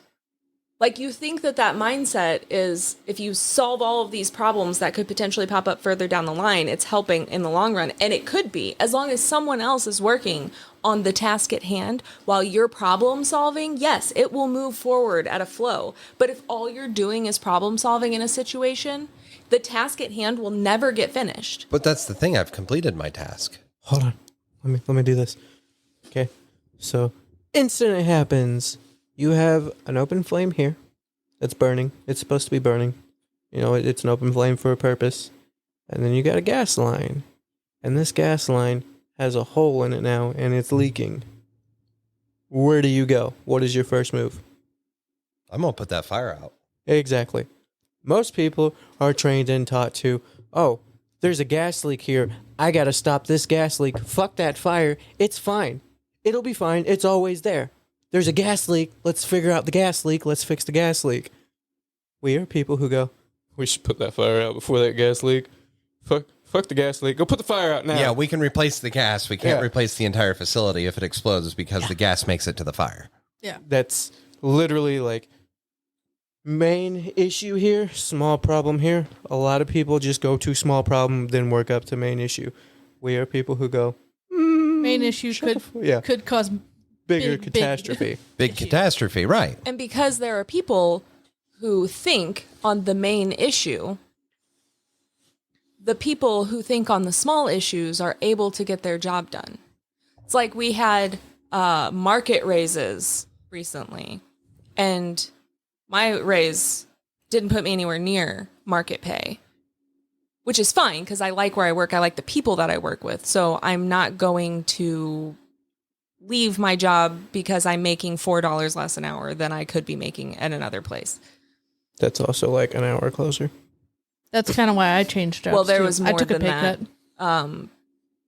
I would literally bang my head against the wall all night from boredom because their ICU is only ICU in the fact that they can take more critical patients, but they typically just ship the really critical ones out to an ICU like mine or Barnes or, a higher acuity ICU.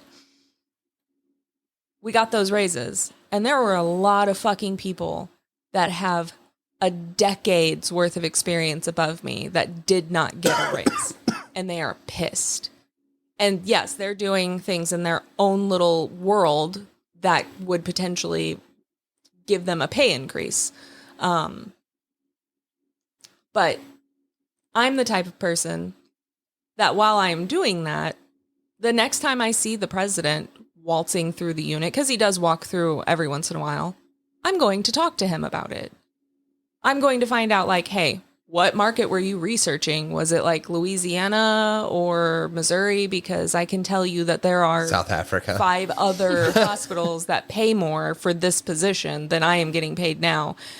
And you really just put up a big old middle finger to all of your dedicated people who have worked here for a decade and fucked them over. We're going to have a discussion about that because I care about the people that I work with. I work And where I work maybe because I like the people. He'll be able to give you a reason why. And you're willing to hear that. Yes, because I am in the other group of people that focuses on the big tasks Right. while everyone else focuses on the little tasks. And I want to point this out too. Like the people in that room when we were moving stuff that just couldn't just make movements and decide and figure out what needed to go next. It's not that I have a problem with them. I think they're amazing. Like all these people are awesome individuals. Like I love hanging around with them. They're fun to talk to. They're fun to be around. They're happy people. And that's great. And that's awesome. The level of understanding that I'm seeking is honestly, there's a bit of jealousy that I have in those people.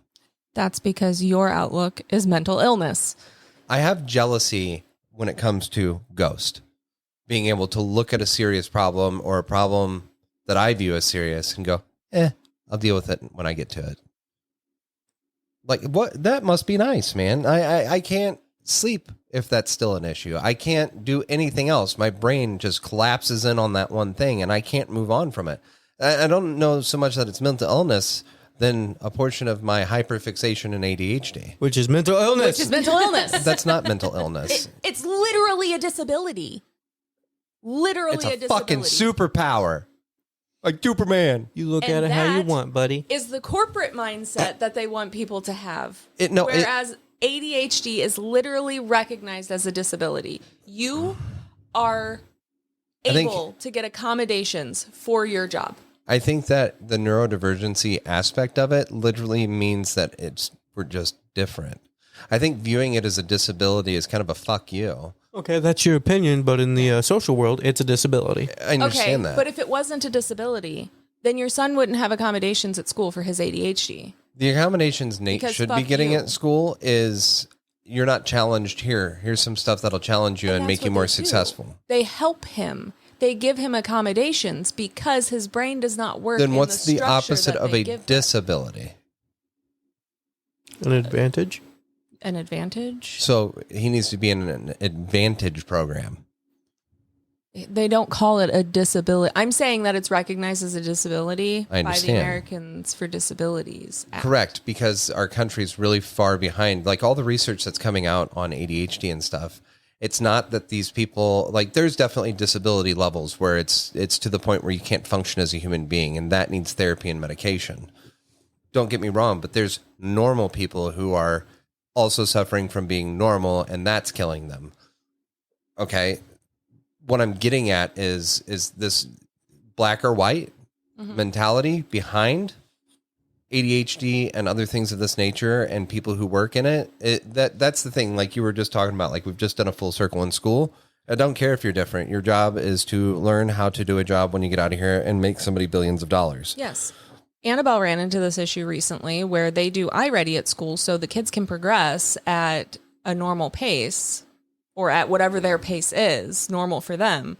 And she's run into questions that are beyond what the teacher deems as appropriate for this time in school and won't explain to her how to do them.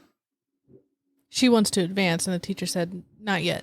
But you are looking at disability from a very black and white standpoint. At that point, I'd say the teacher's disabled. You are looking at disability from a very black or white standpoint. You either have the ability to do it this way or you don't, which means you have a disability. Regardless of if this disability is an advantage or not, it is not the ability to do this in the manner that we perceive as the norm. So you are hearing that ADHD is a disability, and you are letting the stigma behind that word piss you off. Well, yeah. There's nothing wrong with being disabled. It's not about if there's anything wrong with being disabled. It's the stigma that attaches to the word disabled. Like if I walk into work and go, yeah, I have a disability, you get a look. Okay. Right? And you're not going to be looked at for advancement if you have a But then disability. again, if you walked They in and literally can't do that. if you I walked know they in, can't do that, but and they go, still do. I have an advantage. Everyone's gonna be like, this motherfucker's cocky as hell. Do you know how many times he's been described as cocky? Exactly. Yeah. So it's both a disadvantage because you're getting looked at the same way, just different words to describe it. Precisely. Every time I go to tell people that, hey, you should meet Van, I always throw in away. He's a very particular type of person. You either like him or you don't like him. You just kind of like, he's a particular type of person. Because you are a particular type of person. Yeah. There's the people either like you or they don't fucking like you. And it's funny, too, because anybody I run into in the industry that I work is like, you're a very likable person. If they like you. Apparently, customer service, dealing with people, like working with people, like I can make myself very likable. Gail told me in my evaluation I was kind Oops. You are. when I want to be. No, you care. You're a caring individual. You care and you're kind. The line between caring and not caring is very, very thin and very, very blurred. You have a standard. Well, you can be kind and not care. So the way I I, guess so. would That is describe true. you is you are neither overly caring or undersensitive. You are like that. I'm going to call you the gray line. You are the gray line. You have the fucking understanding and the awareness of situations to be a very front and center forward person. But whenever you say it, you don't sugarcoat it, but you also don't do things in an asshole manner. You're just very blunt, straightforward. And that's why I ask you the things like, hey, is this thing? And you're like, no, not really. It's kind of more like this. And I'm like, all right, cool. So I don't feel stupid when I walk away from you, but I also don't feel like, oh my God, I'm so smart because I said the right thing. It's just very like, good to know. So do I fall Yes. onto the right side of that where you feel like I feel like I'm real smart and I said the right thing? No. Okay. You are even if I say the right thing, you are a very in-depth, hardcore person, depending on what it is, which you are too, depending on the subject. But with you, like I said, I warn people before they meet you, like, you got to be a certain type of person to like Van because he's a certain type of person. You are a certain type of person. You can get along with everybody, but not everybody can get along with you. It's understandable. And that's normal. But like Because your personality makes them feel threatened. Callie and I had a Because conversation the other he's day smart with what he knows. about Billy. I had a rough day yesterday. And I really owe it to this motherfucker over here for being an OG best friend. Like a fucking brother. Because we were supposed to go get a couch and a thing, and he was working on stuff, and nothing ever in our lives goes as planned. Even if we try to stay on schedule, something always happens. And apparently Callie tried to call me, I was supposed to help him with this. They were going to help me because my back's been fucked for the last 3 weeks. And so I called my grandma, and grandma's like, and next time just try to ask Billy if he wants to help you. Mm-hmm. And I'm like, what?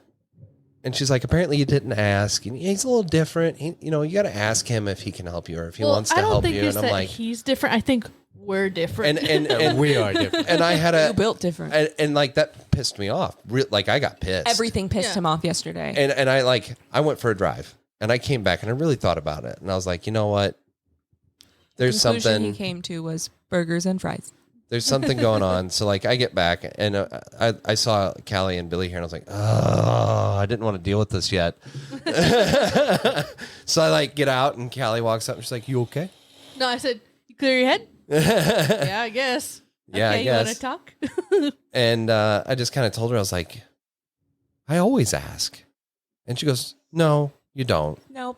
And I was like, okay, but like when I say we need to go do this thing, that's me asking. If you can't and you say no, or if you say, I got this thing going on, then I'm like, well, okay, when can we fucking do it? And she's like, I know.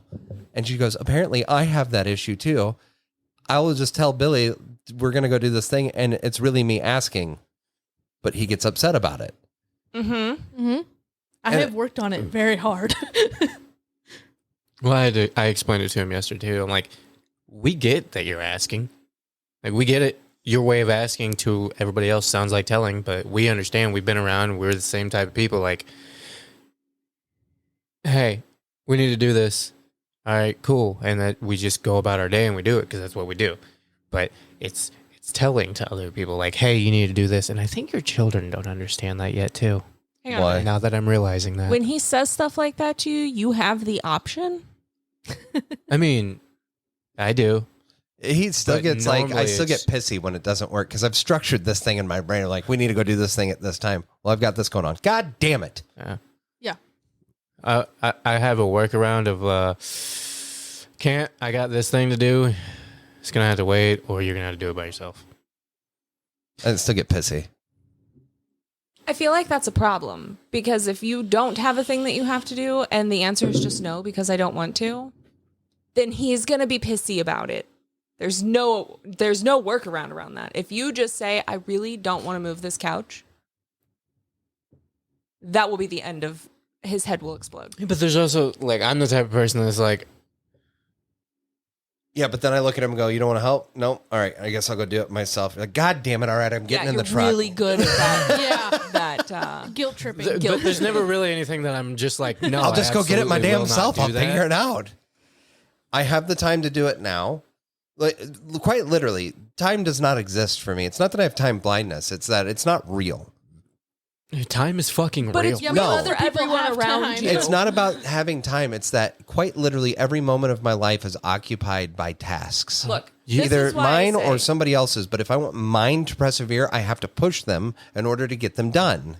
This is why I say your outlook is mental illness because you are not able to turn that off and have a time where you just relax because it's constantly on your brain. And then we get the you backlash. feel guilty whenever you don't do those things. And there should be no guilt. It is morally neutral. I am either doing or I am not doing. It does not make me a good or a bad person either way. That is why your outlook is rooted in mental illness. Sick. Yeah. I have some issues too. It's okay. You We're remember just that? broken. You remember that time that we had that really, really huge fight? Yeah. Because in the garage, because Where the neighbors like pulled out fucking lawn chairs and watched. Yeah. That was when we got back from the trip to Washington. Yeah. And then, you were so mad because I absolutely refused to do what you wanted me to do. And then I explained, like, I didn't refuse to do it. I made clear that I did not want to do it, but I would still do it. That is what I do. I make clear that I don't want to do things, but I'll do it because I do. That's part of being in the family.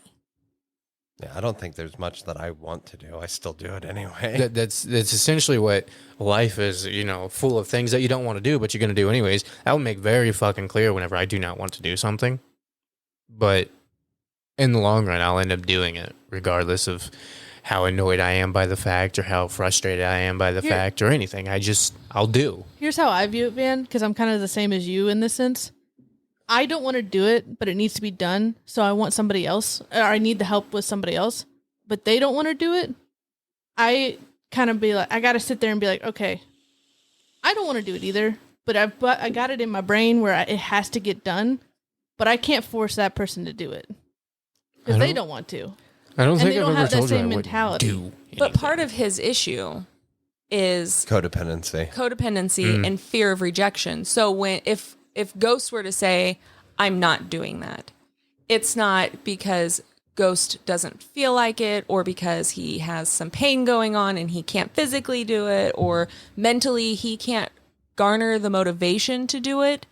Automatically in Van's brain, it is because Ghost doesn't like him. Yeah, You said, yeah, like, oh yeah, no, that's for real. Yeah. I feel that. I do.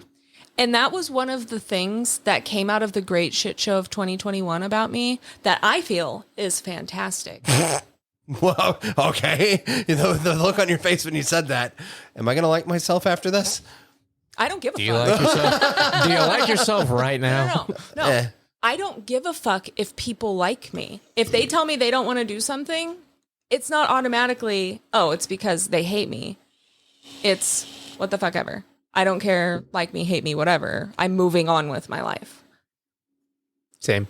Yeah, but at the same time, like, if things don't go how you don't want them to, or if somebody slights you, or you feel like they've slighted you, and maybe they didn't slight you, but it looks like they did, you're just good. Yep, I don't talk to that person anymore. Fuck them.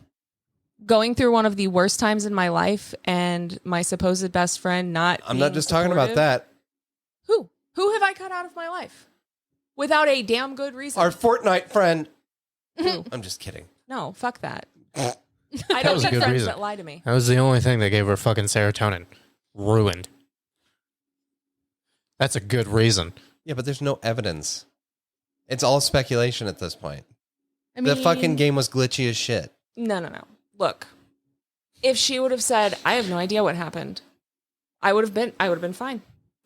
But what she said is she used, this isn't about this specific thing. It's a overreaching, like, nuance. I don't need friends that lie. I'm not going to make an effort to be in a relationship with a friend that is going to lie to me. Right.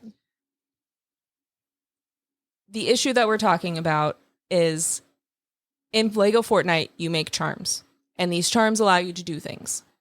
And the charms in question Boy, were they take a while to get all the very fucking resources. difficult to make because you have to go into this area and gather these things that are few and far between. And on top of that, when you'd go into those areas, the whole fucking game would glitch, and then you'd wind up on the other side of the goddamn map trying to do this, and then you have to start from fucking scratch because you're so far away that you'll die trying to get back. Yeah, we have a whole abandoned village on the other side of the cold region because that happened. Never mind, I walked back multiple times because it kept doing it to me. The first time Van glitches and winds up on the other side of the map, he's like, fuck it, we're just building here. This is home now. This goes back to the problem solving that he does. So these charms are very difficult to make. And as we were gathering the resources to make these charms, we were making the charms. And when we had charms for everyone, we focused on other tasks. When she says, oh, I just used materials that we already had to make charms, I know that was a fucking lie because we didn't have materials just laying around to make those charms. We didn't have them. Lie. I hear you. So I don't need blatant evidence. I don't need like CCTV footage of I know. her little Lego guy and my going thing into on the that cabinet and is stealing them. Is I look at that situation and I say, okay, that's a stupid lie. Why would somebody lie about that? What's going on in your life? Like, That's not the point, though. I understand, but like this person could have a very disabling thing that makes it hard for them to have friends because of something they can't control at this time.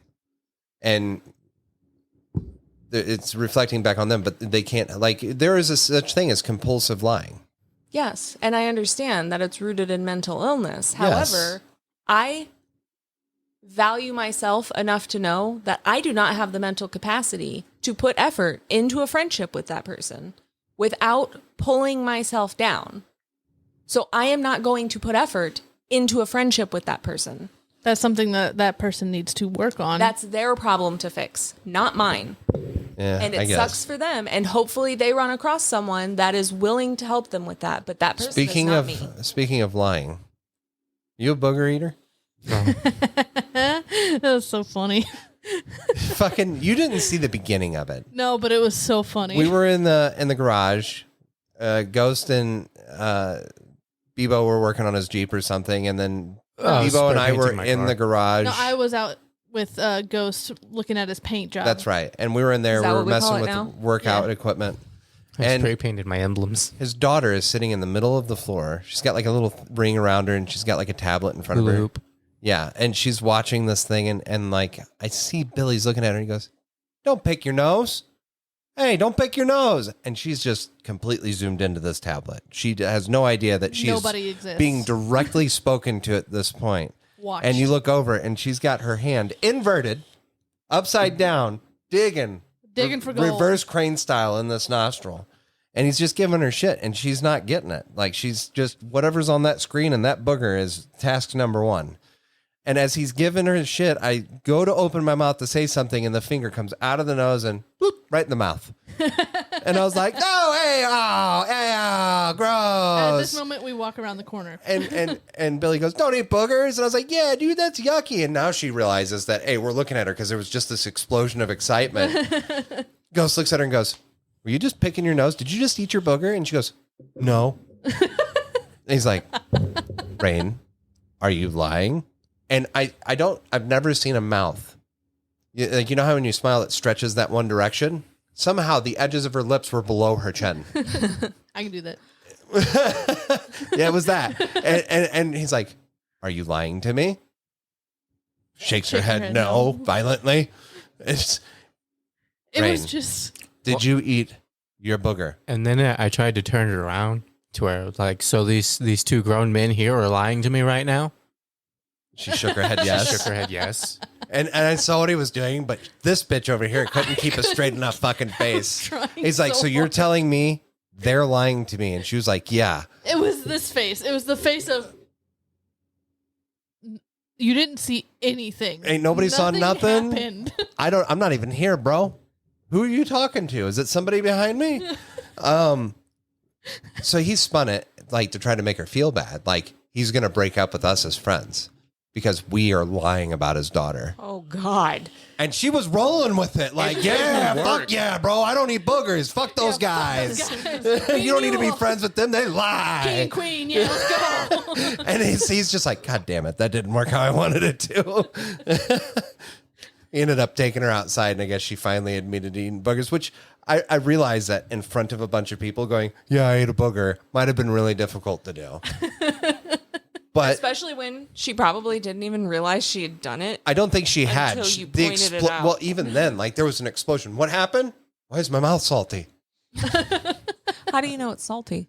Oh, bro, I've snotted into my Do own you mouth on eat your accident. own No, fucking boogers? just boogers are. Are you lying? I think you're lying. I am lying? If I eat a Look, booger, if we look at the fucking evidence here, you literally just told us that you knew they tasted salty. yeah, So you've eaten boogers. So you've everybody, eaten your boogers. everybody knows they're salty. How? How? How do you know they're salty? I don't know they're salty. You don't know that tell boogers are us that we're salty? or that they're salty. That we're salty. Yeah, They you're are being salty right now, bitch. Anyway, no, there's so much disgusting shit has happened. You're talking to a guy who had his own piss in his mouth, okay?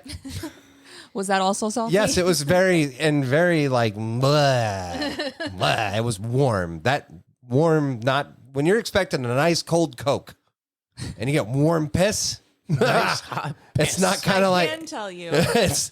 that I knew piss would be salty without ever having drank my own piss And how's that? because it's basically all electrolytes. And so is your snot and your sweat because it's all the same stuff.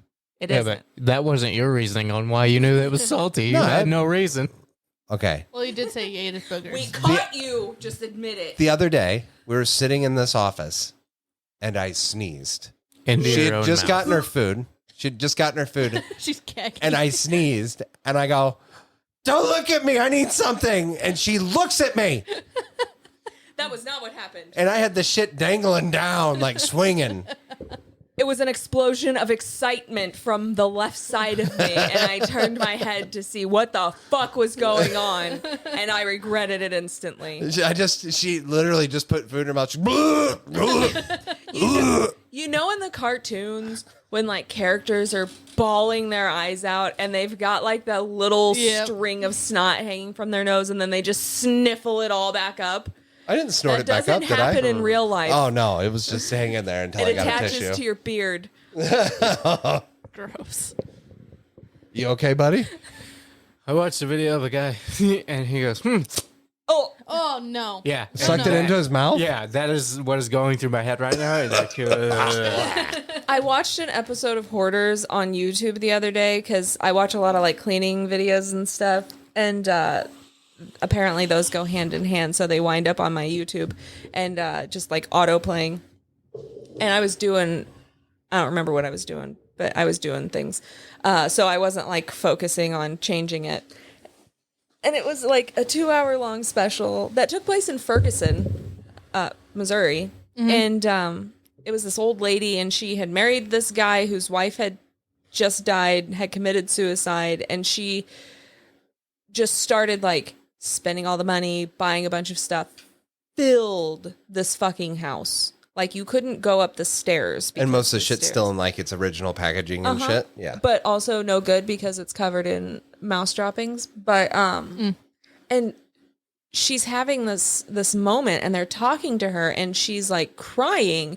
And I couldn't pay attention to anything going on around me because she just had this like line of snot between her nose and her lips. With the And I kids, that like, was the one thing she couldn't handle. Mine was poopy diapers. Hers was snotty noses. She's like, "Nope, stop it. You're not allowed to cry if you're going to snot, okay?" No. can confirm. I hated in school like the kids that would have the snotty nose and would never wipe it, but they would go. Well, Oh, stop. They'd lick their lip. Ugh. so I'm gonna revert back to the lying thing. Yeah. The reason, like, obviously, you know why I'm so stern on it with her, Yeah, there's... but it's so with my child at this current moment, I'm trying to very much nip it in the bud because she has also been caught stealing Oh. money out of people's purses. Oh, shit. So, and then like her mother told me that directly to my face in front of her. So I looked at her, I'm like, "Are you stealing out of people's purses?" And she goes, "No."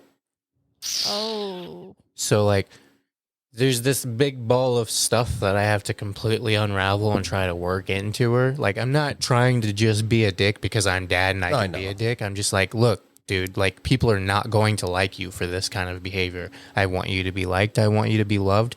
But if you can't be trusted and you're stealing from people, especially people close to you, you will not be trusted anywhere in life." Yeah. And like Well, she there's- is young, but I'm also like I'm doing it nicely, but also you sternly. do have to like it is important to do it nicely because you have to remember that at this age it is developmentally appropriate because kids in the 4, 5, 6 years old range, they're in the boundary testing stage. So they're trying to figure out like what is and isn't okay because they genuinely do not know. Yeah. Well, that's why me and her mom both have agreed that like couch money's okay as long as it's not paper. Mm-hmm. And like if you see a quarter on the ground or something like that, that's okay as long as it's not paper. Right. and it's not coming from somebody's like personal belongings. Yeah. Like, it's that's- not couch money if it's a purse sitting on a couch. Yeah. Yeah. Like it has to come from the couch. You have to or find You it. have to spelunk for that shit. if you Yeah. see a quarter in the dryer, you can have it. You know, but if you see a $50 bill in the dryer, that is not yours. You figure out where that came from because somebody's going to need that. I know Yeah. exactly where that came from, and it is mine. Yeah, it's ours. No, it's mine. Are you missing If a 50? I find it, Oh. it's mine.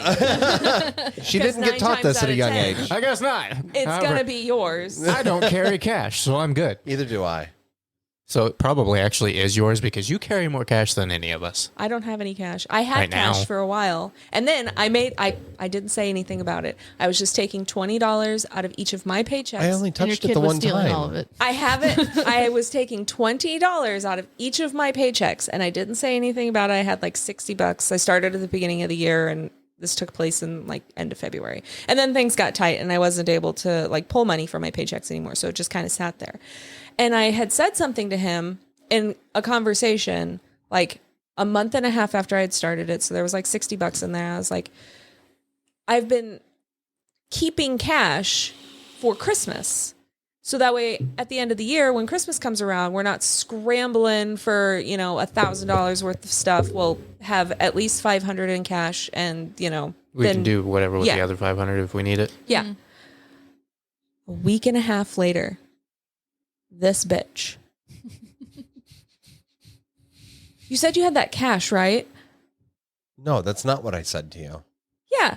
No, I did not say Oh, that no, to you. sorry. Do you have any cash? After we just had a conversation about how Annabelle I had cash. needs cash for this school thing, and I don't have any. Do you have any cash anywhere in here that you know of? I'd completely forgotten about this money she had stashed away, and she goes, "Yeah, it's in there." I was like, "Okay, I'll put it back." I went in there, grabbed a 20, handed it to our daughter, And the 20 shut to the the drawer, dollar. and then forgot it fucking existed until just now. Mm-hmm. I'm not. What? Did you put that $20 back? I have not. So you guys have cash? I don't carry cash. I don't want to carry cash because I have a habit of giving it away. I will actually spend less if I have cash. Me too. Psychologically, that's generally how it goes. I have this habit of like when I'm at a restaurant, like I tip a certain percentage, or if I like go through the car wash, they got the little tip box there. If I have cash on me, it goes straight into those boxes, straight to those people. If I don't have cash, I don't have a way to tip. Sorry, bro. If I am at a sit-down restaurant, I don't care if I'm alone or if I've got other people. I do not tip under $10. And see, that's the thing. Like if I'm paying for my meal and it's on the credit card, I will leave a tip that's a percentage of the bill. Mm-hmm. But like if I go and I pick up an order from Domino's, well, actually I tip at Domino's too, which you don't do when you're doing carry out. I didn't until you're like, well, those people got it, blah blah blah blah blah too, and I was like, no, they get paid to make the pizza. Yeah, the only people get who an work for hourly tips wage. at Domino's The delivery drivers. Yeah. And if it's not being delivered, or if I'm not sitting down at Pizza Hut eating and they're bringing me my food, I don't see a point in tipping them because they get paid their hourly wage and they are paid to do their job. However, since you made a big deal about it, I will give them, because usually whenever you pay with a card, it gives you a percentage tip, and Yeah. I will do the one or the one of lowest one. sometimes the second lowest or the second The middle lowest one. one. Yeah. Because you made a big fucking deal about it. But like in my mind, servers deserve to get tipped because they don't get paid the wages. They actually get paid below minimum wage. Yeah, Yes. it's like Yeah. $3. There's a separate minimum wage for servers. Drivers are the same way. And like those people, like they are expected to get tips. And if you don't tip them, you're a fucking dick. Yeah, just for those of you that are listening, maybe you're from another country, because we do have listeners from other countries. If you've ever had questions about how the food industry works here, so you've got the cooks, the chefs, those guys usually make top of the mound worth of Bus money. boys. Like, and then you've got bussers, which some bussers are making Some bussers make a percentage of the tips. servers' tips. Yeah. which I completely fucking disagree with, and I think that should be illegal. But your waiter or waitress or server, they make a fraction per hour of everybody else in the restaurant, and it is expected of the restaurant goer, the customer, to supplement their income with a tip based on their performance. Yeah. And if you're one of these old fucks, Oh. you ain't listening to this. I know that's for damn sure. But if you know one of these old fucks Someone's grandma. and you still Someone's think grandma. $1 That's is an not appropriate fucking tip or 50 cents, or if you Change out write of your some fucking pocket. if you write some bullshit on the bill like here's a tip, don't buy a crypto in the stock market. Fuck you. good. Here's one of the things, like the cherry on top for the reason why I despise organized religion. And it is because there are churches out there that print little pamphlets that have like, they look like a dollar bill or like a paper yeah. money. Yeah. Hate that And shit. people who go to those churches will not leave a tip. They will just leave that little pamphlet. There's Because no God faster is the way. only thing you need. There's no faster way to keep somebody from coming to your church than making it look like you've left a 50 on the table and find out it's a pamphlet about your fucking church. Yeah. I fucking promise you that. And those people out there who are like, well, they're servers. They should get other jobs too. No. Bitch, go be no. a server Yeah, that's, at a restaurant that actually has people coming in and out and frequently. this kind of goes back to that, like, I don't own the company. I don't need to put extra effort into my job. If you work for a place, regardless of what you are doing, your time has a value. It doesn't matter if you work 40 hours at a restaurant. That's still 40 hours of your time. That's gone.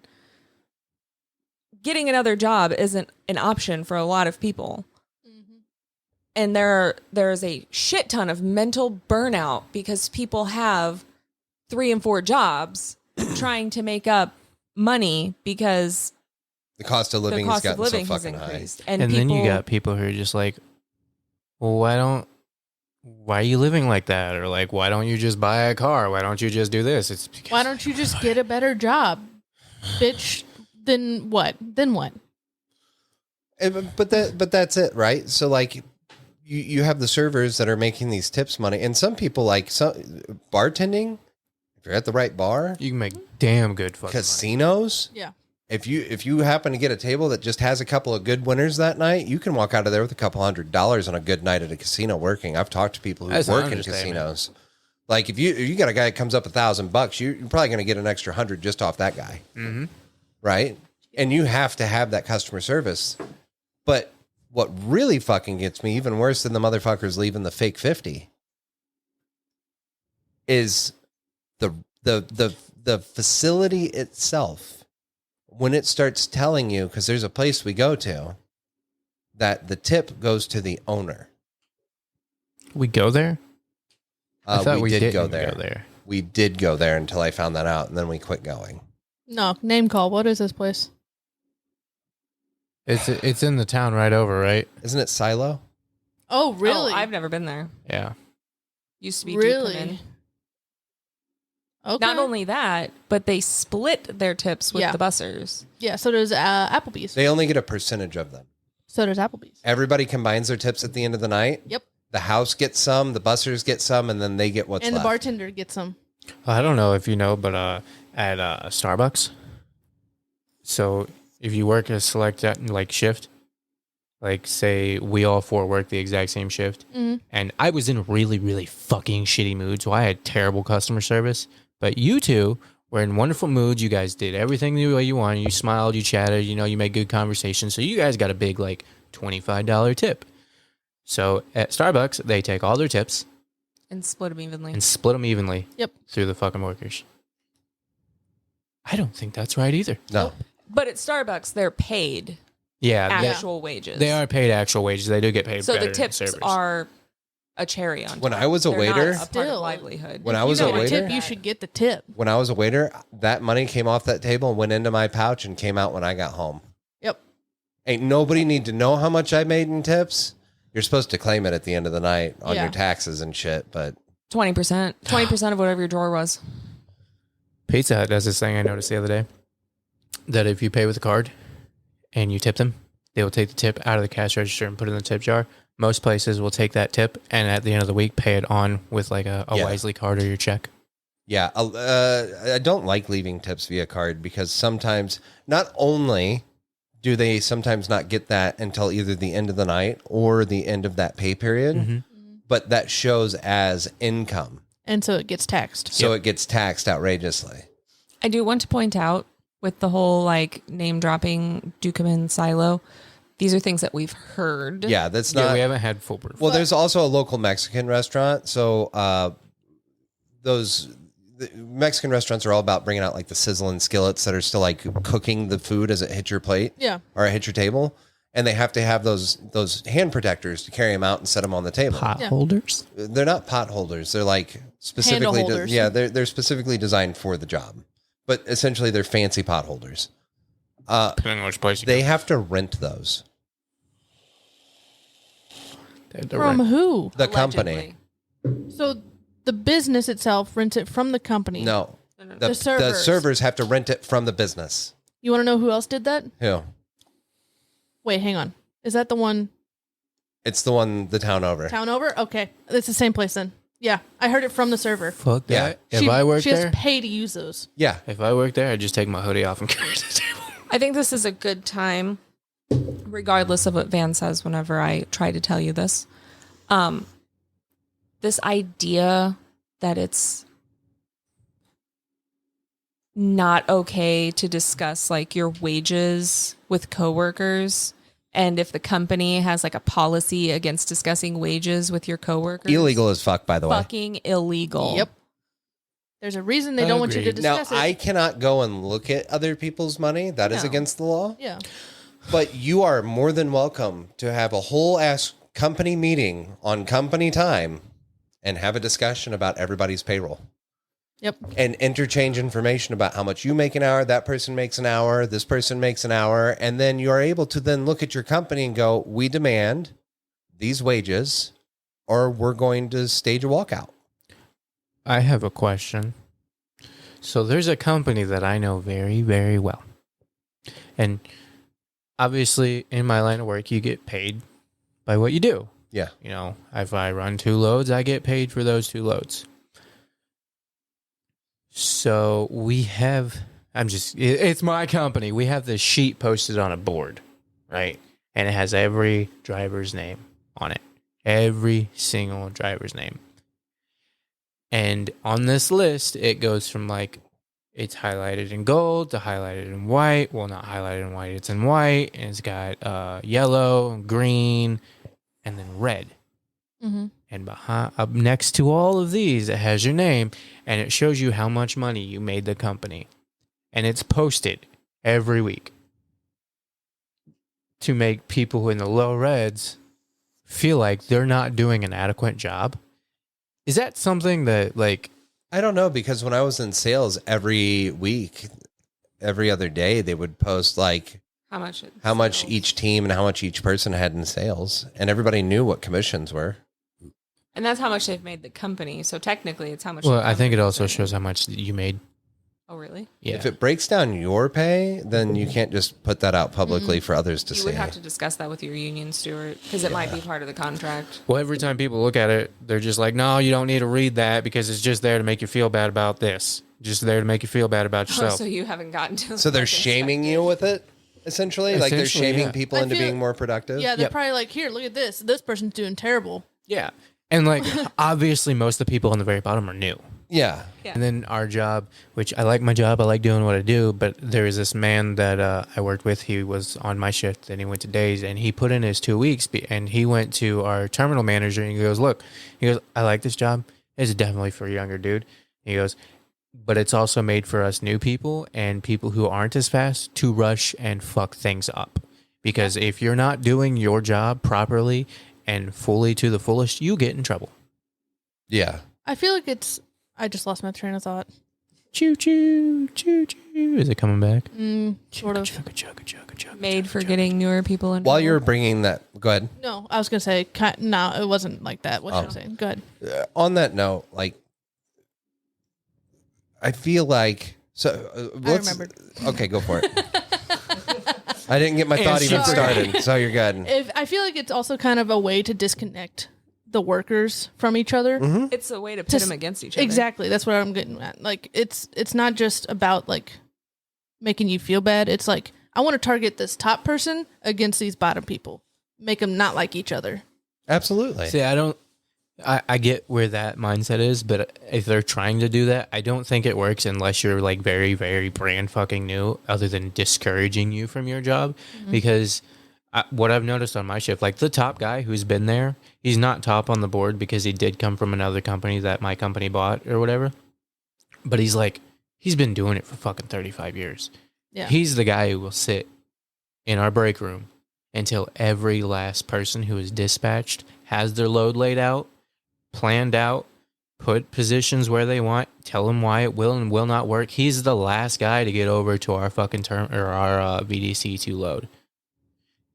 And like, it just doesn't work on a lot of places because we have that kind of like understanding. And like, don't get me wrong, I don't think my name's ever been out of the red, but I also like, I'm not there To make the company money. to make the company money. I'm also not there to kill myself or somebody fucking else. I do my job, and if these new guys need help, I'm like, hey, you need help? I check on every time we get like new people coming in. I'm like, hey, I'm about to leave. You got this down. You know what you're doing. Do you need any help before I leave?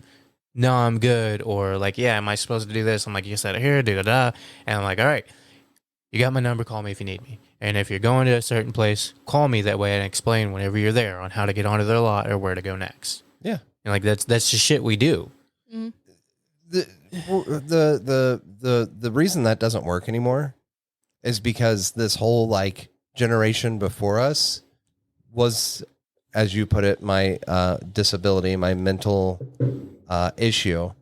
Gotta fix it now. It was, I think we went over this on a previous podcast. Like the story of this nation has changed a couple of times. The American dream has become a couple of different things. It was, the white picket fence, the wife that cooks, that takes care of the kids. And then it was, when that wasn't making the billionaires enough money and they realized, hey, there's more workers in that home that we could get out there into the job force, it became something else. So now the women could work and the men could work. And then when that wasn't enough, it's like, well, we got to change the American dream. When you hear these reports about how great America is and how we have the best economy in the world, it's because we are living, breathing workers 24/7. All we do, it doesn't mean we have money. It means our corporations have money. Our economy's good because the billionaires are happy. That's why our economy's so good. Who's the one writing the posts and the stuff saying that the economy is good? It ain't us. A lot of motherfuckers are. And it's always what the first thing out of like the president or the candidate's mouth is like, we live in the greatest nation. Our economy is the best in the That's world. because they have the money. Okay.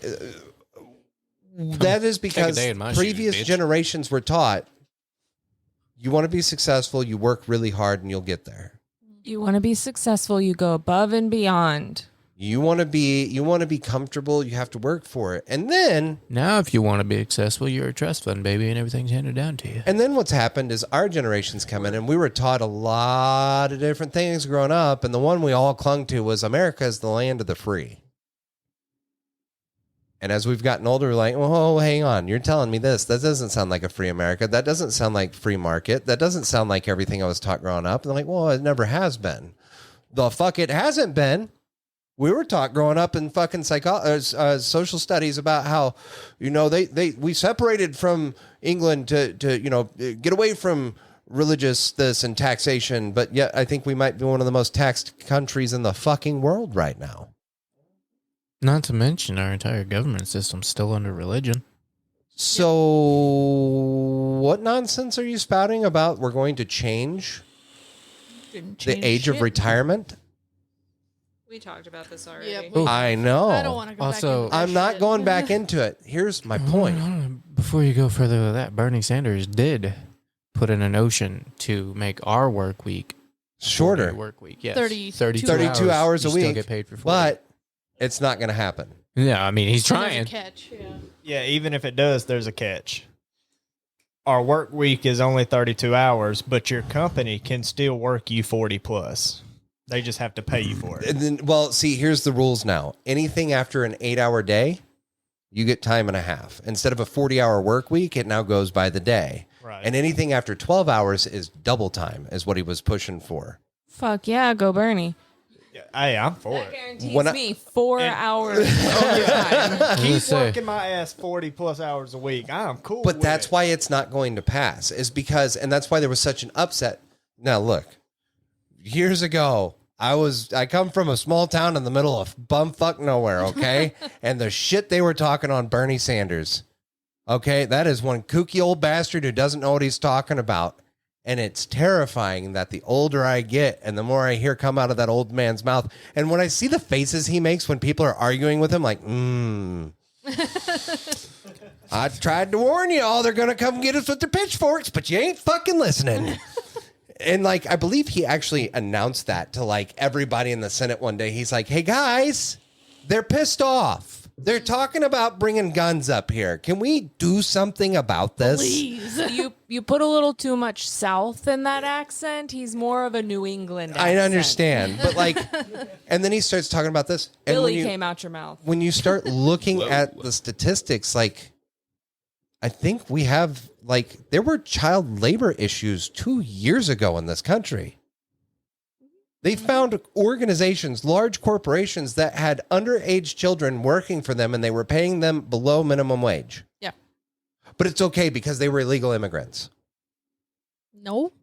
How the fuck are you going to get on to other countries for this shit? And it's happening in our own backyard. All right, Karen, how about you quit focusing on other people overseas and you focus on what the fuck's happening here? Because I hate to break it to you guys, America is no longer the greatest nation in the world. Blasphemy. There's shit we do that third world countries don't even fucking do anymore. Okay? This is not the greatest place. Yeah, but you can say whatever you want. No, Can the fuck you? You can't. There you can, but there's consequences. Can you? Yeah, but it's a free market. If I want to start a business, you can what? Hit the literal roadblock that the large corporation put in place so you can't touch a significant portion of their money? Mm-hmm. No. Hey, guys, stop. This is only going to end one way. Hey, do you work today? No. Oh. Would you think she was running late? Yeah. I thought you worked today. No. This is only going to end one way. And like, just how would you solve all this shit right now, Kelly? What? Civil War. No. How would you solve our country? Like, what is the top 3 things you would go after Fuck, right now? I don't know. The government. I would replace every old motherfucker up there with somebody else. You've never sat and thought, like, if we did this, this, and this, the country would be a better place. Listen, there's not just 3 things. Kill the president. Wait, what? Whoa. Hey, whoa. There's For not legal just 3 purposes, things. we do not condone No, that I think we should statement. just That was- go ahead that was and a blur joke. that one out. No, Blur there's it not out, just. but leave It all was of the just somebody walking by. I don't even know who the fuck that Yeah, they were was. outside. No, I mean, I've thought about it, but there's so many different things that could be fixed or changed. It's impossible to sit there and go, these 3 things will fix everything. I think the biggest thing that we should do is pull our noses out of other countries and just solely focus on us and making our people happy. I think that's a very good suggestion, It is. right? And that doesn't really have like an affirmative action. Like, there's no way you can just start doing that, right? Other than calling back our soldiers and doing all that. The first thing personally I would do is lobbying is now fucking illegal as shit and will land you in prison for a minimum sentence of 30 years. I thought it was illegal. No. Are you shitting me? What was that there thing are that people was who are- called illegal? What was the thing that is legal? Monopoly? Yeah, maybe. So lobbying, Damn has to explain to you what lobbying is, and I'm part of an organization that does it. Yeah, Most we know. organizations do it. I think I pointed this out on an episode. I own, let's say I own a pharmacy or no, a manufacturer of this specific medication, but I own the only one that makes this specific medication, and I don't want competition. And last year I made $3.5 billion. Well, Ghost over here is running for president, and he needs campaign money, which there's no laws governing how you spend that campaign money, by the way. Hey, Ghost. Yeah. I'm going to give you $50 million towards your campaign. If you can make sure some shit passes while you're in there, If you up it to 100, you got it. that nobody's going to be able to touch my formula. At least for the next 10 Chemical years. X. That's just called a patent. No, it's You not. just wasted $50 million. I'm just saying, like, but it's that, but across the board. Like, okay, I own the electric companies, and solar's really starting to hurt us. So we're gonna slide a little bit of money here. I want you to pass some laws. legislation that makes it harder for people to get solar. Or you know what? They're giving away all this tax money. That's got to fucking go, or we're gonna lose our ass. Can we also tax churches? I'm getting Here's there. a good way. Your solar getting there. company, let's say your solar company is doing this. Yeah. Pass some laws to make it really expensive for people to have gas put in their house. That, like they could do stuff like that. That's lobbying, and it's completely legal. It's okay to do that. 100% okay to do that. And it's literally legal bribery. Quite literally legal bribery. Yeah. The second thing I would do is term limits for all. Any government official, you have a term limit. Yep. Needs to be. You're not allowed to exceed that. What is it, 5 years, 10 years? Just a fucking term limit. Congress and Senate don't have term limits. They can serve for as long as they fucking want to. He's asking what you want the term to be. I think 2 years is good, and you can run twice. So, like the president, how many years can the president get? 2 years? 4. 4 years? And then he can run And then again? you can run again. So a up total to of 8 years. Yeah, I could fuck with that. Maybe split the difference. We'll say 3. 3 years. That way you've got a year to get your policies lined out, a year to get them put in place, and then a year to see how they run. And then if they run well, you can get reelected. I get that. Yeah, I'd say you do it that way for each individual party. The fourth thing is Taxing churches. the tax code. There are no more loopholes. There are no more millions of different taxes. There is one tax. It's an income tax, You can't federal tax and churches. state. Huh? You can't tax churches. You need to. Stop. Stop. And listen. The reason why they don't tax churches is because churches are not allowed to blatantly be involved in legislation. We as a people are taxed. We as a people vote. We as a people are supposed to have a say. That's why we pay taxes. But churches are separate from that. So right now, churches have to find backhanded ways through the support of their parishioners or their congregation to get the things that they want. But if you tax churches, you have to allow them representation. Which is one of the issues we're running into with corporations. So about 15 years ago, corporations weren't allowed to have anything to do with politics. Just the people within the corporation and the employees could do their normal civic duties and vote and shit. All right, so if we don't tax churches, we set rules to where they can't use the fucking money that the people give them That's and fine. the government. Because that motherfucking preacher, $700,000 jet, brand new fucking Rolls Royce. You've seen that guy who Oh, did he that. looks evil as shit. Whoa, go right away. He literally, like, in my mind, he just... Somehow Satan got his own, like... Literally, he just, like, that's what I imagine Satan or a fucking demon to look like. And that's how a lot of them are. they go, and then that's what they look like in fucking, The Exorcist movies. Like, I imagine him being there, like, I'm a possessed fucking preacher. Look, there's Yeah. a reason why there is like a shtick in anime. Like, the Misfit at Demon Lord Academy. Oh, wow, I never all really the- put that together. All the like different like Sects. sects. Yeah. CTS, right?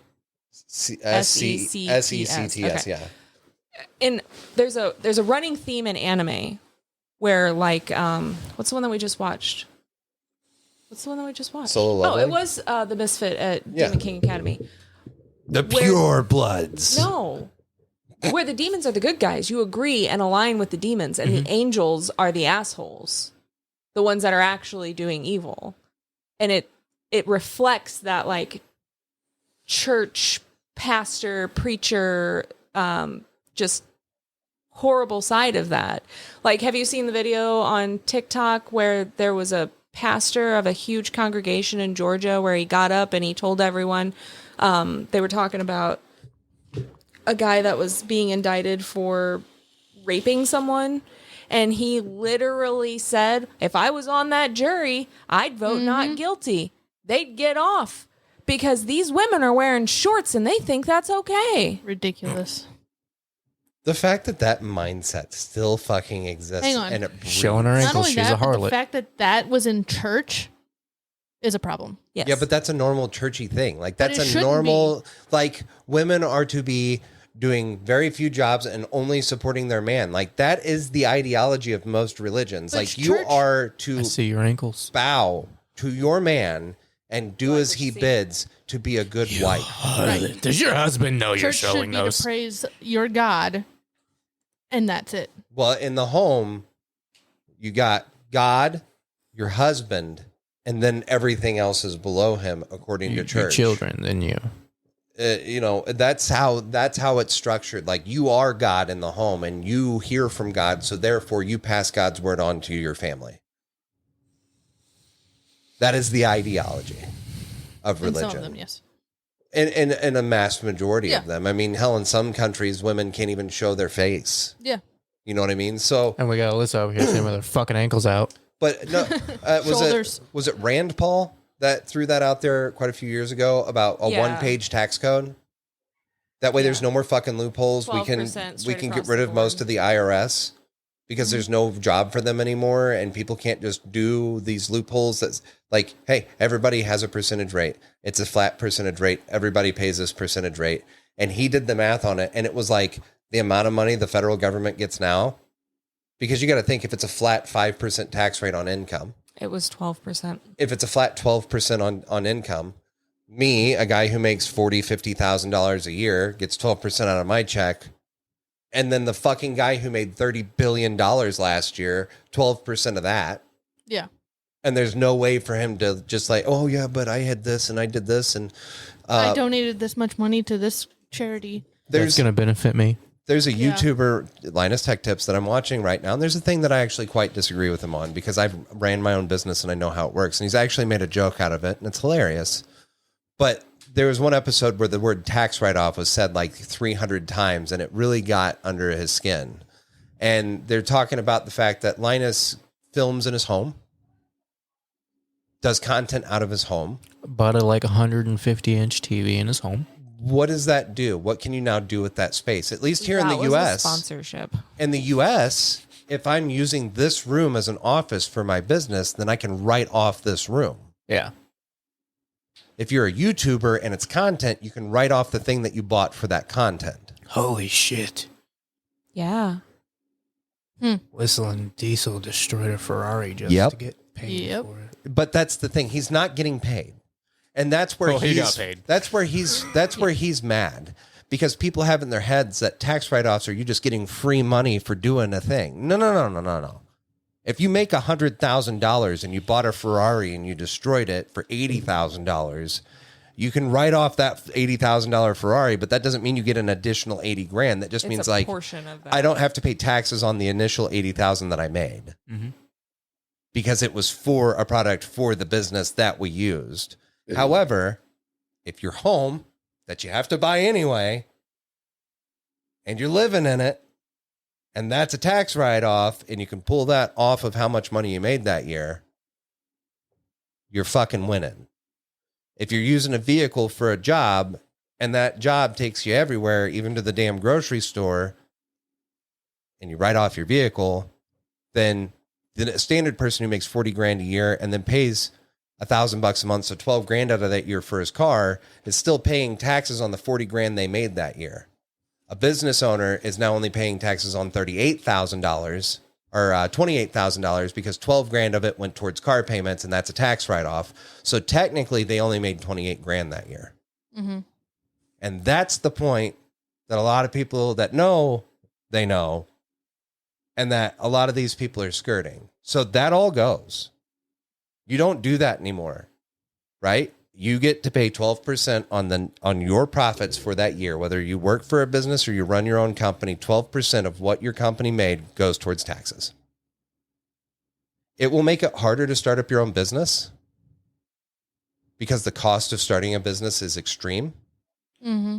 But I think you could start a program with, the amount of money the government would then have. That would be like, hey, for the first 3 years of your new business, you can have 20, whatever the average cost of starting a business in that industry will cost you, not as a tax write-off, not as this, but as a grant Business to help grant. you get that business off the ground. Yeah. And it's non-taxable. So the third order of business would be to rewrite the tax code to one simple thing, and that is you pay 12% out of what you make. 3. But then you don't have to pay property taxes. You don't have to pay sales taxes. You don't have to pay ownership taxes. Well, you would still have to pay whatever your state deems as taxes. But that's it. There would be a flat rate for the state, too. They can't do that. I understand the federal government can't mandate the state does that. But they're just like the federal government. What? You got a call or something? No, He's probably like, we need to go. do you want me to read it? Yeah. He said, "It be supper time. Next text. Sweet tea. Next text. Ribeye steak. Next text. Baked tater. Loaded." And I'm waiting for the next one. Next one is mac and cheese. Yeah, these guys are going to Texas Roadhouse tonight.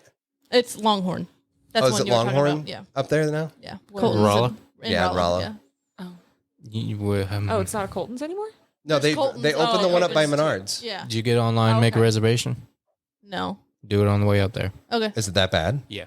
Well, if Really? if it was, I mean, there's still Colton's too. So Ew. Sirloin Stockade still down there? yes, it is. How was the steak when you went there? The steak? Yeah. I didn't order a steak. You ordered everything but the steak when you went to Sirloin Stockade? It's a buffet.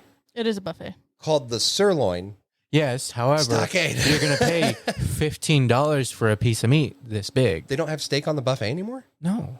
They got the regular buffet with like all the fixings, all the vegetables, salad bar, all that shit. And then they have a window over here where you can get like deep fried shrimp, pulled pork, and catfish. Yeah. And then you have to order a steak if you want a steak. See, the way that used to be was that same window. You could walk up with your plate and just get a steak. See, I thought it used to be like that. Yeah. Yeah, But I didn't it go there changed. much as a kid because poor.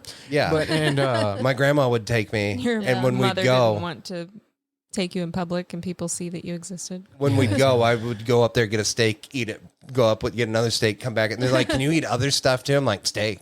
See, I don't know. I don't want to poop for a week. I think the reason that they probably took that window away for steaks was because I don't actually think you could walk up there and get like free all you can eat steaks. I think you had to pay for a steak, walk up there with No. your ticket.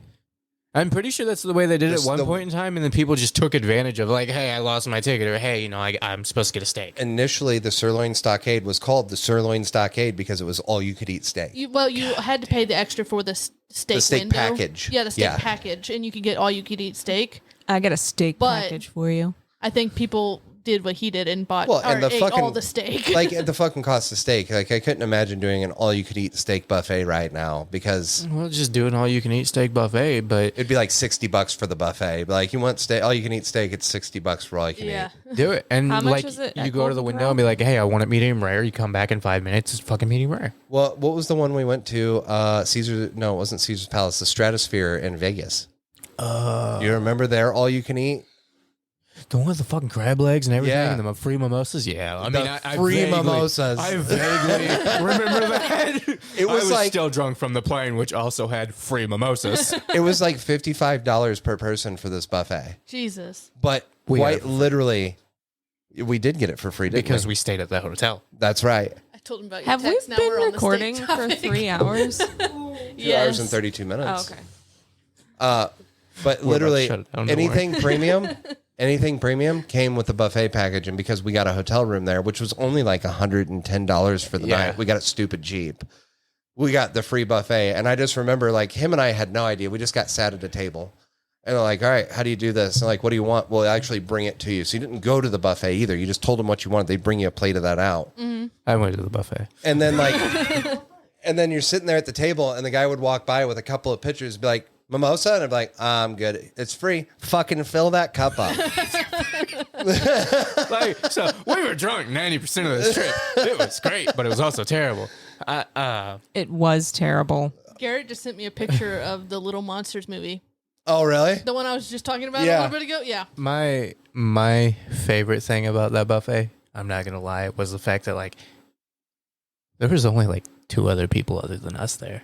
Oh, it was so good. It was fresh. All the food was fresh. There wasn't hordes of people. There wasn't a fucking line. If I saw a crab leg, I could go get a goddamn crab leg, and I was happy. It was a Man. good fucking buffet. Must have been nice to have longer than 18 hours in Las Vegas. You know that hangover. Actually, I'm not gonna lie to you. It kind of made me never want to go back to Vegas again. At What least would not you one say? food. 48 hours is plenty of time to be in Vegas for? I would say a solid you got 3 days. 72? 48 hours? That would be nice. Listen, he didn't have as good of a time as I did. Okay, we got tequila. He took a shot the wrong way. He was out. He was done for. I took it the wrong way. I took it sideways. I mean, seriously, it was. No, I'm done. I was like, well, I still got a whole bottle. No, you didn't have the whole bottle. We got 3/4 of the way through that before I took a sideways shot. And then I finished it, except for this much. And I Still woke sitting up somewhere drunk with a the little next bit day. in it. Man, I think we left to the hotel. I'll make it up to you. it's only been 7 years. Well, you God, haven't. was that 7 years ago? It's been a minute. Well, remember, I was flying all the time, and we flew out there for free, and the hotel actually didn't cost me a penny Nice. because I had tons of hotel points, and I just used those to get the stratosphere. So we ate free buffet, had free hotel room, free travel out there and back. But we spent $800 on Uber. Yeah, Yeah. it was fucking ridiculous. I do remember whenever we first started talking about it, he comes up to me and he goes, "Hey, you want to go to Vegas?" I was like, "Yeah, right." And he goes, "No, I'm serious," and like convinced me. I was like, "Fuck it, I'll go to Vegas." He's like, "All right, save up like $1,000."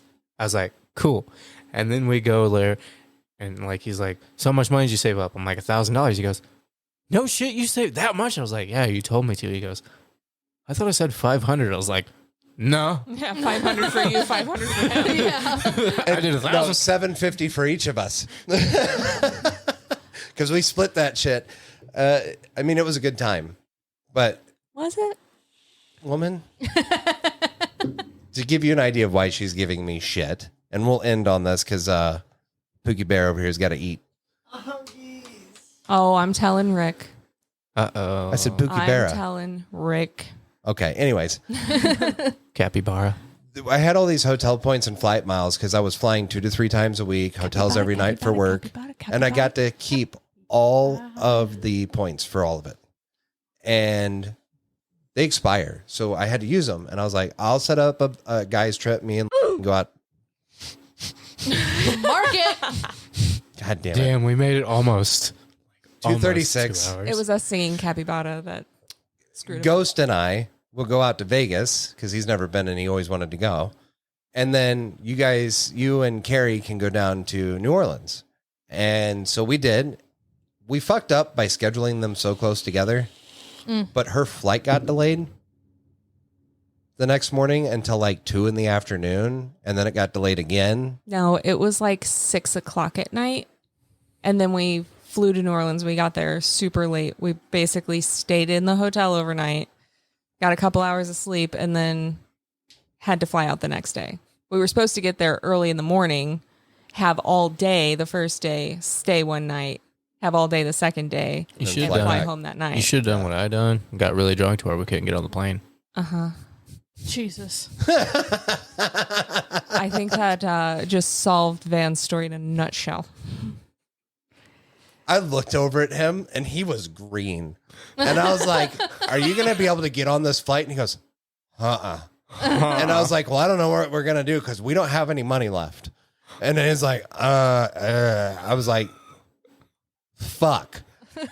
So I think we like weaseled our way into like another night in the room or something. I think we No. we left later. So what we did was you went and talked to somebody and we're like, all right, we're going to get a rental vehicle and just drive back. And Oh, yeah. that didn't work out because we were like shy $50, $60. That wasn't why. What was it? Marijuana. I wasn't worried about that. I We were going to rent a Durango and drive all the way back. So there was that. And Oh, then yeah, that was another aspect. our flight. So we ended up getting a fucking red eye later. Mhm. So we had X amount of hours. So we just kind of, with all of our shit, backpacks, Oh, that's right. walked down the strip. You went and could sat have had somewhere an for earlier hours. flight, but he didn't want to lay over In in Utah. Salt Lake City. Oh, yeah. I do remember that part. Because I was bringing candy back for her. Yeah, we were trafficking. And there were candy. people in Salt Lake City that Allegedly. hated that kind of candy, like to the point where they would like kill you. Yeah, I remember that. They have candy sniffing dogs that sniff all of the luggage. For peach rings. Yeah. They actually were peach rings. They were. I don't know where the fuck mine went. It was actually candy. Mm-hmm. Yeah. And so we opted out of doing that one. So no, we sat at a bar with no money. I think we had enough for both of us to eat one more time and maybe get like a drink for what, 6 hours? We sat there for a minute. And I was like, oh my God, are we ready? And then by the end of that, he was sober, but pissy. Okay, I was sober and pissy because I didn't sleep. I just like I slept for a little bit and I woke up drunk as fuck. So I had to get out of the drunk stage to the hangover stage to the not hungover and lack of sleep. I was just like, I want to go the fuck home. And I think we both showered that morning, but we smelled like ass. I want to point out how much growth Van has made as a human over the last several years. Why do I feel like this is going to be backhanded? Because, no, it isn't. Oh, okay. I appreciate the growth that you've made. Because in my 18 hours that I had in New Orleans has street cams. And this motherfucker was stuck at home. And he was looking on those street cams to try to see where Carrie and I were, to see if we were talking to anyone. I was tracking this good bitch on the Lord. Find My iPhone app and checking those cameras. Jesus. And then I get home and I had like posted a picture of our hotel room on Facebook. Only one of those beds was messed up. What were you two doing? Precisely. And I was like, bitch, I took that picture after I had checked the room for bed bugs. And now I'm like, yeah, I mean, if you wanted to go down there, if you guys do anything, just wear protection. You only check one bed? I mean, they're going to be in both. But no, we did check both. I just took the picture after I had checked In the between. one. But Likely he's excuse. also just used protection in the form of a camera. Cameras can save your ass. But no, she got slighted on her trip, and you and Carrie will get to make it up. When? Well, I don't know. She decided to pop another fucking alien out of her butt. He's referring to her baby from her vagina. Her front butt. Her front butt. Yeah, I mean, who does that at our age? Like, you know what? I think I'll pop out another leech. Another fucking parasite that'll just siphon the life out of me. Pretty sure our mother did. Yeah, nobody said it was smart. We love our sister. That doesn't help the argument that it was your mother. That's fucked, bro. Did you hear what he just said? I did not No. hear, but I know what he said because I heard the very last 2 words. I feel like that's too good not to put in here. No. What is it? No. I wanted to hear. We'll it. tell you after. Aw. No. So anyways, Pause guys, for It's intermission. like that. No, stop. I won't say it. It's I like won't say that it. baby grunt. It's like I got you got enough peanut a butter? piece. A piece. Okay, we'll leave it there though. See, this one turned out that's a okay. good one. Yeah, this is all right. You made sure the audio was working, right? I kept looking at it. I made sure. Watching the bars I'm just- move. Yeah, I'm just making sure. I can't see if it's recording, so I don't know if we've. Well, I'll tell you right now, when we actually do ever get to develop like a recording studio, the screens are going to be around the center, above us, so Like we a can like stadium? monitor that shit. Yeah, fuck yeah, it'd be the You're jumbo. like the war room. Yeah, the jumbotron here, where it's like, all right, well, yep, we're recording, we're good. That way you don't have to go time when somebody says his name. You can just look up and see it too. Yep. Uh, Don't do it. So, big thank you to the guys who just kind of stuck around. I know you saw the short ones. That's why you didn't listen to them. You're just waiting for another big one to come out. Yep. Here we are. It wasn't because you wanted to save some brain cells. You can sit. You can go ahead and go back, listen to the other two, or other one, because we didn't get one out. Again, huge apology for that. But we now have a Patreon, and somebody's bought some of our merch. This will help us be able to do this better and more often. Can we convince him to post pictures of himself wearing them? Ooh, like a model? Yeah. Only them? Yeah. What? Just picturing any number of our fans wearing only like a shirt. You said, oh, he took it as like only them, like them as a person, not only them as an only wearing them clothing. So just Yeah, a t-shirt yeah. and like dick flopping around, balls. Yeah, no, I don't want that. Just send us some pictures of you wearing our merch and other clothes. Manny, awesome guy. Thank you again. Big shout out to you for being a Patreon and buying some merch. Hit us up, dfwai.podcast@gmail.com. I don't know you, but I'll let my dog sniff your butt. Google dfwai.podcast. It's not a good time. Her nose is cold. DFWAI podcast. You will see quite a bit about the Dallas-Fort Worth airport. That is not us. No. That's not us. Affiliated. Because I had somebody in the office the other day go, why is there a bunch of stuff about airports? I was like, dude, we've actually gotten tagged by people on social media trying to tag the airport. I think the airport tagged us one time, and I was like, yeah. There's how you get publicity. And we got nothing. We got nothing at all. They realized that real quick, fast, and in a hurry, I think. They're probably like, what is this taking me to, this Satanist podcast? Oh, fuck. Fix it. Fix it. So hit us up on the socials. Follow our socials. We've got a link tree there. It should take you to every single thing we have to offer at the moment. We appreciate you. And tell Gam Gam she's fucking gorgeous. Yeah. Yep. So Granny, give me a call. I really liked those pink panties she was wearing yesterday. That's all right. Have Granny send us pictures of her wearing just our merch. Yep. Oh, Titties God. hanging out the bottom. You know what? You get the email from now on. I do get the email. I am the only reason you knew there was anything on Actually, that. I do need the login for that because I have been logged out of it for a long time. The password's 1235897. Cool. Scooter. Penis. I'm hungry. Penis scooter. Yeah, we're hungry too. Sorry, what? Adios. Honeys. How old are you? Hungies. Uppies. That's it. That's all we got. See you later. 20, Bye-bye. 25-year-old man. Huggies. Bye. Thank you for being a friend. Down, and I'd like to take a minute, just sit right there. I'll tell you how I became the All my friends, yellow low rider. It's too fast! How could you even tell what's on? I can tell. What he said. I just realized that your piggies have been out this entire time. And Anal piggies have seepage been. and fuck off. We haven't been able to play footsies once. Get the fuck out of here! Goodbye. I hate this place. Goodbye. This isn't my home. Goodbye. You're going to Sewer eat those slide. words. Wow. He's trying to play footsie. Do you even want to play footsie?